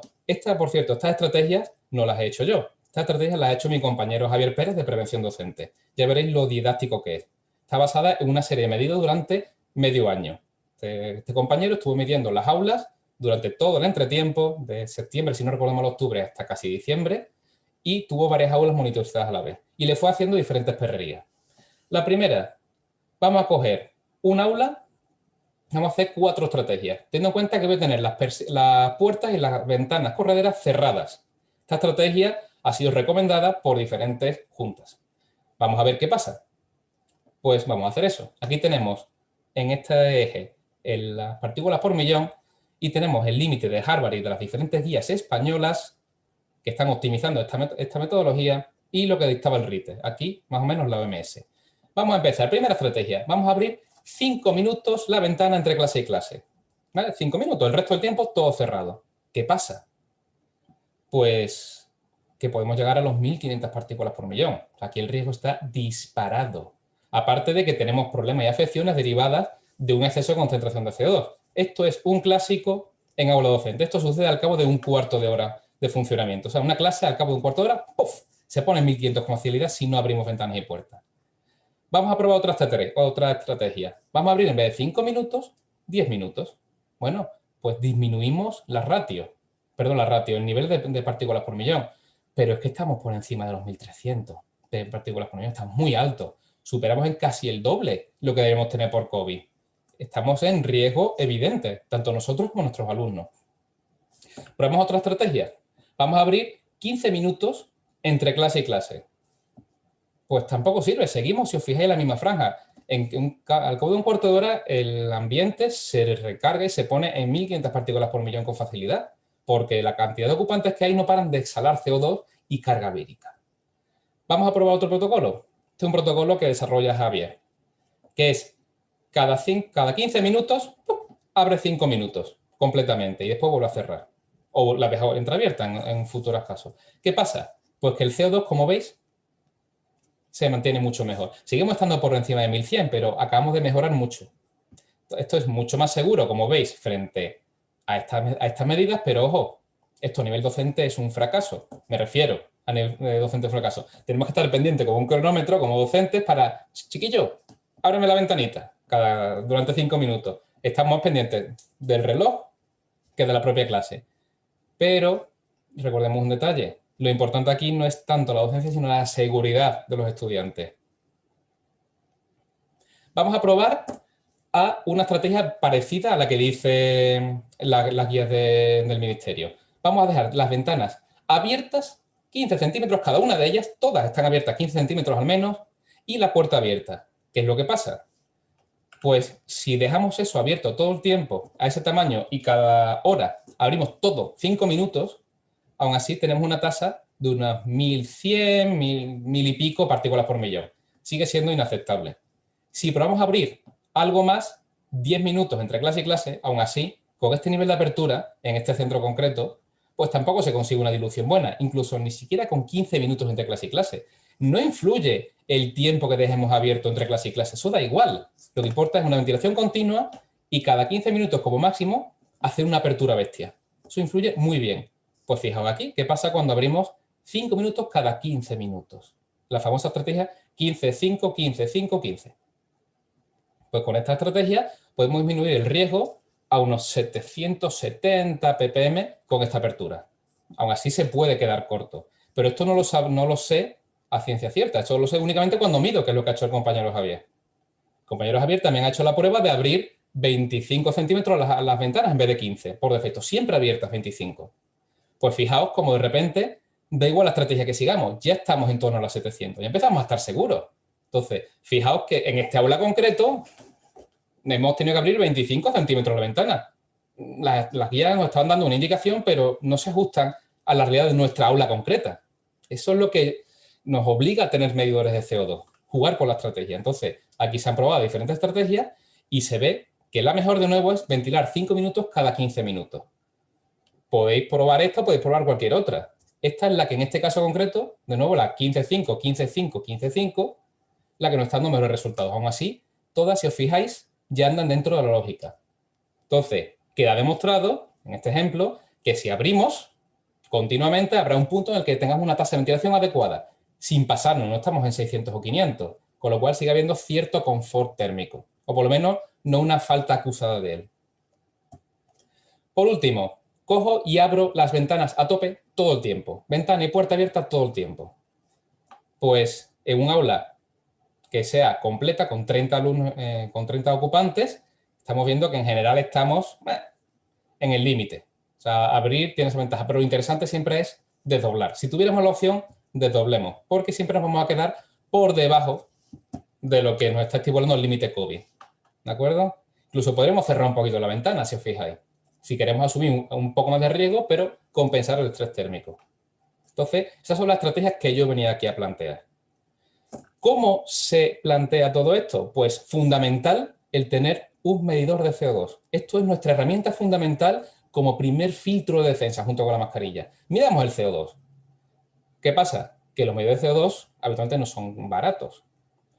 Entonces, ¿qué ha pasado? Pues que lo que hay que buscar es una relación coste-calidad que sea adecuada para nuestros centros docentes, con un sensor que sea lo suficientemente fiable. Detrás de esta diapositiva hay un equipo vinculado a Aireamos, que después hablaré de él, que ha hecho un montón de testeos con diferentes sensores y ha llegado a la conclusión que por calidad-precio, los sensores NDIR de infrarrojo no dispersivo, que tienen un haz de luz infrarroja y ven cuánta absorción ha hecho el CO2 dentro de una camarita, que es la que tenemos aquí, pues se ve si han sido tienen un nivel adecuado o no. Entonces, midiendo este CO2 con estos sensores, podemos saber si nuestra aula ventila adecuadamente o no. El coste, seguro que tiene que ser menos de 200 euros. Estos sensores valen por ahí como mucho. Los hay de 100, incluso los hay de 70. Hay diferentes marcas que lo hacen. ¿Cuál es el sensor que yo quiero? Pues yo aconsejaría seguir este gráfico. Este gráfico está basado en uno que ha diseñado Aireamo, aunque yo lo he mejorado un poquito por sencillez. He cogido más comentarios que ellos han hecho y los he integrado. Yo quiero comprar un sensor de CO2 para mi aula. ¿Qué he de hacer? Pues mi primera pregunta es, ¿lo va a usar un usuario cualificado que tiene un curso de técnico? Si la respuesta es no, será un equipo sencillo de manejar y mantener. Entonces tendremos que ver cuál es su tiempo de respuesta y habrá que plantearse más adelante dónde se ubica. Hablaremos después de eso. Asimismo, ese técnico, ese usuario amateur, tendrá que saber lo que es la calibración de fondo. Después lo contaré. Vale, ya sabemos el nivel mínimo de cualificación. Tendrá que tener en cuenta estas cositas. Oye, mi sensor, ¿dónde lo pongo? ¿Lo llevo conmigo o lo pongo fijo en el aula? Si lo muevo conmigo, pues tendrá que ser probablemente portátil y por tanto tendrá que tener batería o pilas. Que no, que yo lo voy a dejar fijo en un sitio, pues puede tener un enchufe y conectarlo a la toma de corriente. En cualquier caso, lo normal es colocarlos en una zona que esté mal ventilada, en el centro del aula, lejos de ocupantes, pero donde sepamos que no hay corrientes de aire. Donde esté peor el CO2, ahí es donde lo ponemos. Más cosas interesantes. Oye, la información que me da el sensor de CO2, ¿qué hago con ella? ¿La quiero ver directamente para ver si estoy alto o bajo o la quiero almacenar? Si la quiero almacenar, pues tendré que hacer una gestión de datos. Tendré que tener un data logger o lo enviará por el móvil o por wifi a un sitio concreto. Hará una lectura estimada. Que no, que a mí eso me da igual. Que yo quiero lo barato y quiero solamente que tenga una especie de semáforo que me diga bien, regular, mal. O quiero que me dé un valor. Pues bueno, tenemos todas esas opciones en el mercado. Hay que comprobarlas, pero ya sabéis que la lectura frente al envío de paquetes, la lectura es más barata. Igualmente hay sensores que no dan lectura y que solo dan envío de paquetes. Entonces, eso es lo que hay que mirar. Más detalles. Calidad-precio. La panojita. El sensor tiene que tener una durabilidad y fiabilidad mínima.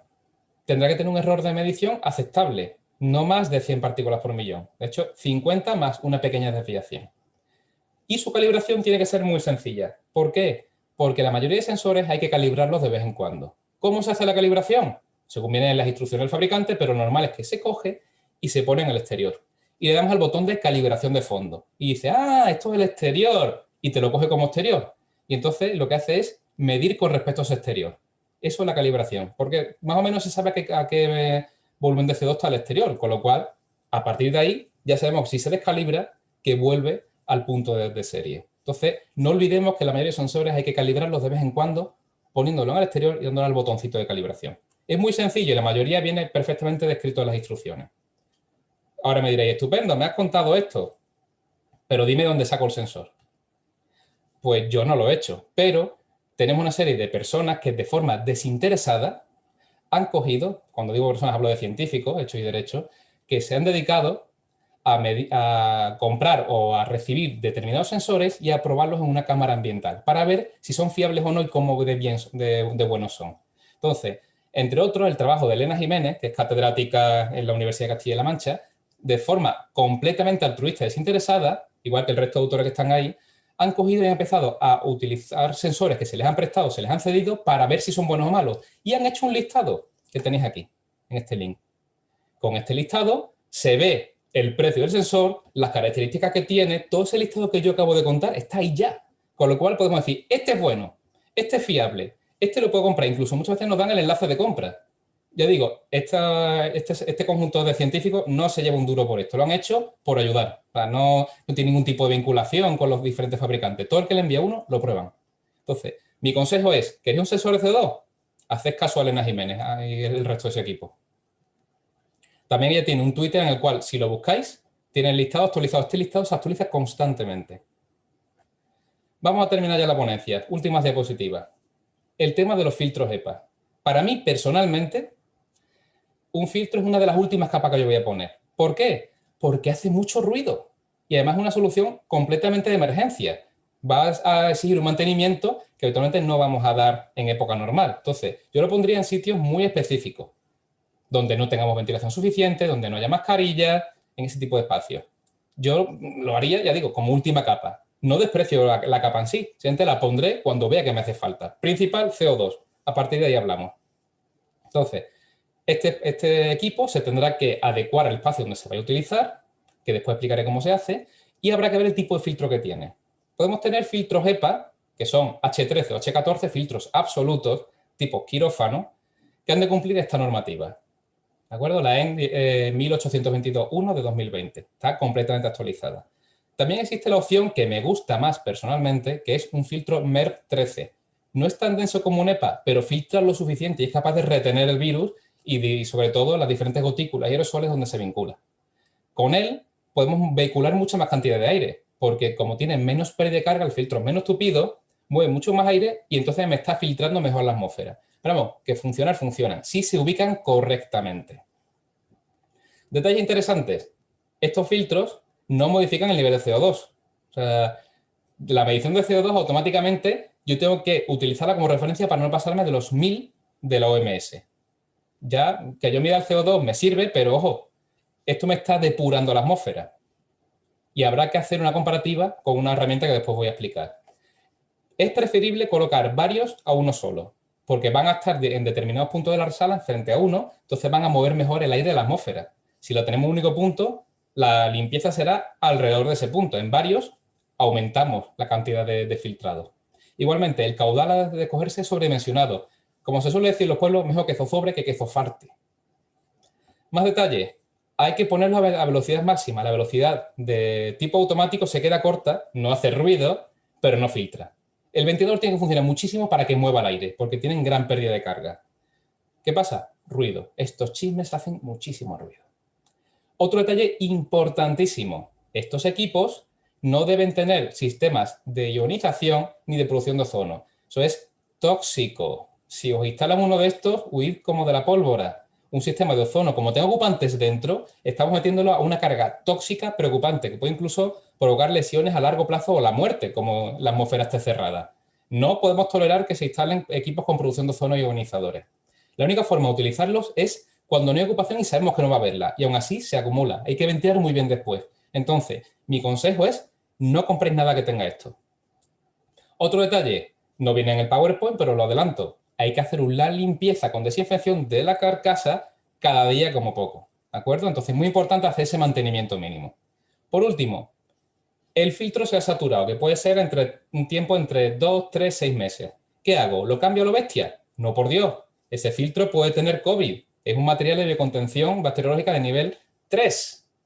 No se puede hacer a lo loco. ¿Qué hacemos? Pues esperamos 2 o 3 días con el filtro apagado a que el virus se inactive, que se degrade y entonces deje de ser peligroso o contagioso. Y en ese momento lo cambiamos en un exterior. Entonces, lo normal que yo haría es, el viernes que toca cambiarlo, pues lo dejo en el recinto apagado y el lunes por la mañana, antes de entrar en las aulas, me lo llevo a la calle, saco el filtro con unas gafitas, con una mascarilla FP2 o mejor y con guantecitos. Y lo meto en una bolsa y la sello. Esa es la forma de cambiarlo para minimizar el riesgo. ¿De acuerdo? Que no se os ocurra hacerlo de otra forma porque estamos jugando con fuego. Como haya COVID, la hemos liado. ¿Cómo se selecciona? Pues aquí tenéis una herramienta que está basada en una que desarrolló tanto Harvard como la Universidad de Colorado Boulder, que es la de José Luis Jiménez. Y en esta herramienta lo que hacemos es poner de forma muy simplificada el tamaño de la habitación, largo, ancho y alto, y el número de cambios de aire que se desea. 5. Eso es lo que hay que poner. Y automáticamente nos da el CAD-R, que es un valor que es el Clean Air Delivery Rate, la cantidad de cambios de aire limpio que se hace. Este número es con el cual vamos a seleccionar el filtro EPA. El filtro EPA viene esta especificación y se elige. Y tenemos que superarlo, sea con un único filtro o, como os recomiendo, con varios, que den esa suma como mínimo. Y nos pasamos, ¿vale? Y eso es lo interesante. Esto es lo interesante de la herramienta. Buscar este valor a partir de estos datitos de aquí. Con esto he terminado la ponencia. Ahora voy a hacer una pequeña reflexión y abriré el turno de preguntas. Como principal conclusión que quiero recordar es que la calidad del aire no es una cosa que haya venido con el COVID. Esto llevamos defendiendo los diferentes investigadores y diferentes profesionales, sean arquitectos, ingenieros, en las aulas y los espacios, vamos a decir, con ocupación permanente o semipermanente desde hace muchísimos años, pero ha sido ignorada. ¿Qué pasa? Pues que ha llegado esto, ha llegado el COVID a decirnos, oye, que la COVID es un virus más que tenemos y nos está reventando a lo bestia, pero es que el ejemplo clásico que se me ocurre es que las aulas desde siempre han sido los puntos donde se han diseminado las gripes, los resfriados, los sarampiones, todo tipo de enfermedades y de problemas respiratorios. Como dice el compañero Javier Pérez de Prevención Docente, los centros docentes lo que tienen constantemente son bombas de racimo. Un alumno explota con una infección y todos sus compañeros automáticamente tienden a explotar al cabo de cierto tiempo. Entonces, la pandemia ha puesto en relieve un problema que ya existía, simplemente que ahora es más preocupante. Pero es que esto ya estaba antes. Entonces, nosotros, cuando termine la pandemia, porque terminará como todo en esta vida, vamos a seguir defendiendo que hay que ventilar las aulas con sistemas adecuados. Ya no pasaremos emergencias, seguiremos ventilando porque es necesario para nuestra salud, por alergias, que todo el mundo tiene alergia de un tipo u otro. Rendimiento bajo si estamos por encima de 1000 partículas por millón. Enfermedades respiratorias, nuestra querida gripe, nuestro querido catarro. Que todo docente sabe que varias veces al año hay que pasarla, porque es que nos lo pegan nuestros chavales. Y entonces, lo que se debe imponer es que en todo espacio público haya un medidor de CO2 que nos diga la calidad. Si estamos ya una vez pasada la pandemia por encima de 900 o 1000 partículas por millón, ese espacio no es salubre, ese espacio es malo. Y entonces mi consejo es, si el espacio es malo, no vayas, es que te vas a poner malo al cabo de cierto tiempo, te vas a resfriar como poco. Entonces, ese es mi consejo, hacer guerrillas del CO2. Y a modo de resumen, con todo lo que he contado, es, punto 1, no existen espacios interiores seguros frente a la COVID. No los hay. Siempre asumimos un riesgo. ¿Cuánto queremos asumir? Veamos las estrategias que he contado. Tenemos diferentes estrategias en función de las múltiples capas de seguridad. Asimismo, pues tendremos un uso de ventilación, insisto, de emergencia mediante apertura continua de puertas y ventanas, buscando la ventilación cruzada. Insisto, esto es ventilación de emergencia, no cumple normativa. Las normativas obligan cumplimiento de 2008 en espacios de reciente construcción y de seguridad y salud del trabajo. Detalle, para poder controlar que nuestra estrategia es válida, necesitamos nuestro sensor de CO2 comercial y fiable. Comercial lo digo por los billetes, que los centros docentes tienen lo que tienen y sobre todo las AMPAs, cuando se los compren o quien sea, no podemos tirar con polvo de rey. Tampoco podemos comprar cualquiera. Por favor, mi consejo, seguid la lista que elaboró Elena Jiménez y el resto de compañeros. Y por último, no menos importante, los pasillos son los espacios seguros para nuestros niños. Son los sitios donde tenemos que tener muy bajo CO2 para que se ajuste la mascarilla y puedan salir a respirar un momento y que evitemos el efecto arrastre de una aula a otra. Dejo la imagen esta como fin de diapositiva, en la cual tenemos el ciclo de medidas que tenemos que implementar. Vuelvo a recordarlo. Se fijan las condiciones, se mide CO2, si superamos 750 partículas por millón, abrimos más hasta que tengamos ya un nivel válido. Y si es imposible porque no hay más ventanas, o ventilamos mecánicamente con un extractor o filtramos HEPA. Y con eso he terminado la conferencia, que me he extendido pues media hora más y pido perdón. No pasa nada, Miguel Ángel, porque Y mi mujer ha ganado la apuesta, me dijo que me pasaba media hora y ha acertado.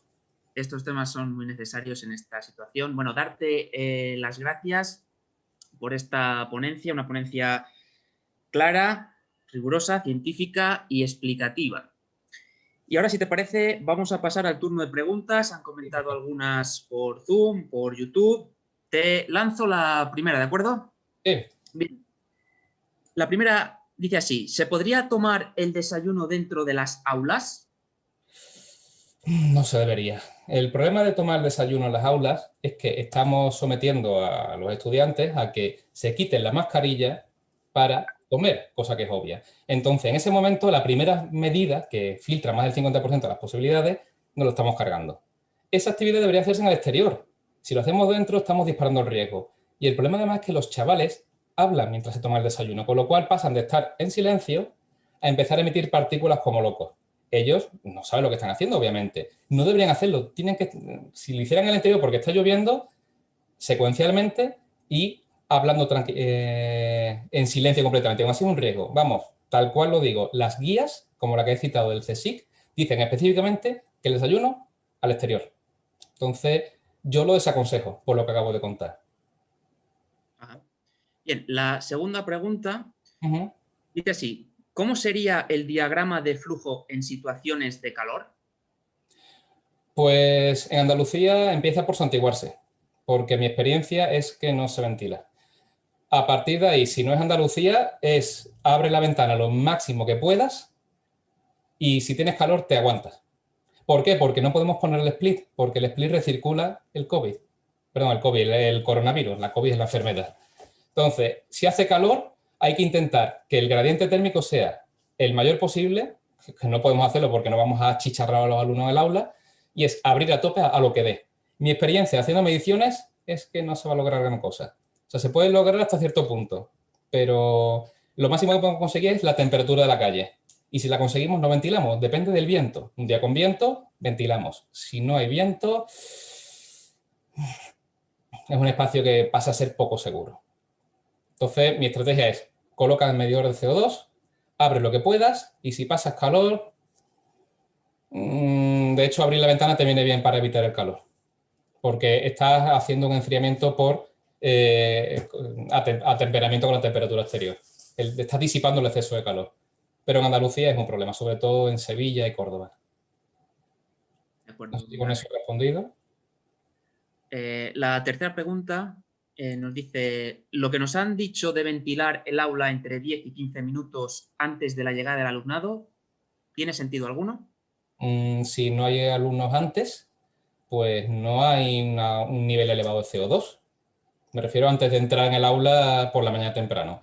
Con lo cual, abrir la ventana justo antes de que lleguen es lo razonable, que es lo que dicen las guías, no lo digo yo. ¿Por qué? Porque estamos aguantando el calor, en el caso de invierno, el frío, en el caso de verano, lo máximo posible, y en el momento que llegan, ¡pum!, se abre, se disipa aparte, pero las paredes y el resto del recinto está todavía con cierta inercia, nos permite aguantar mejor las condiciones. Entre descansos, abres un poco para ventilar, pero cuando el CO2 baje lo suficiente, cierras.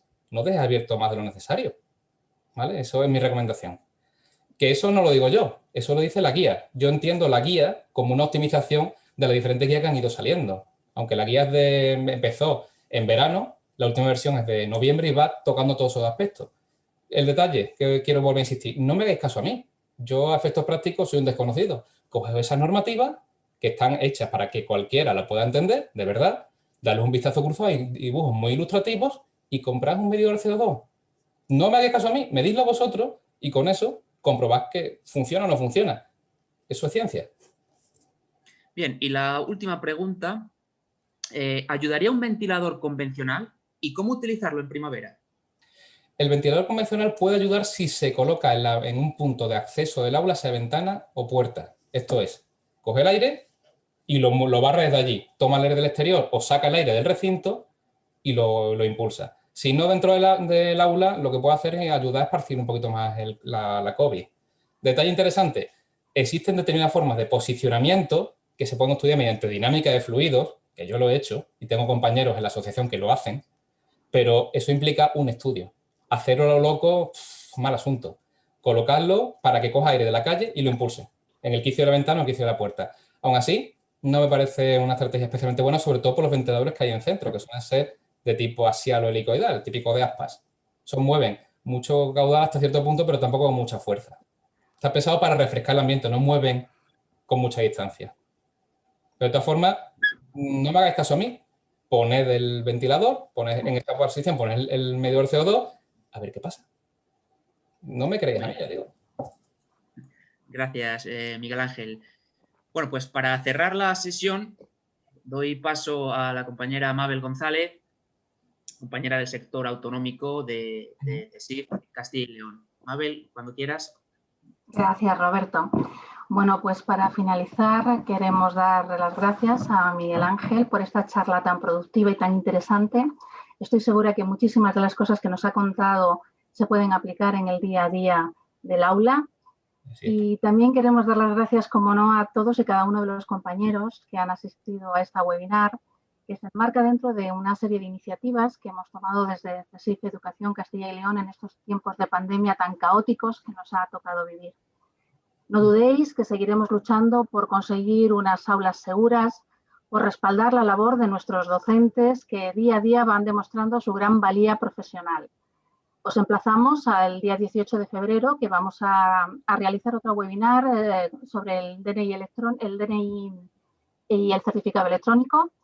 Y deciros que estamos a vuestra disposición en nuestras sedes, con cita previa si es posible, por teléfono, por email y, por supuesto, en nuestras redes sociales.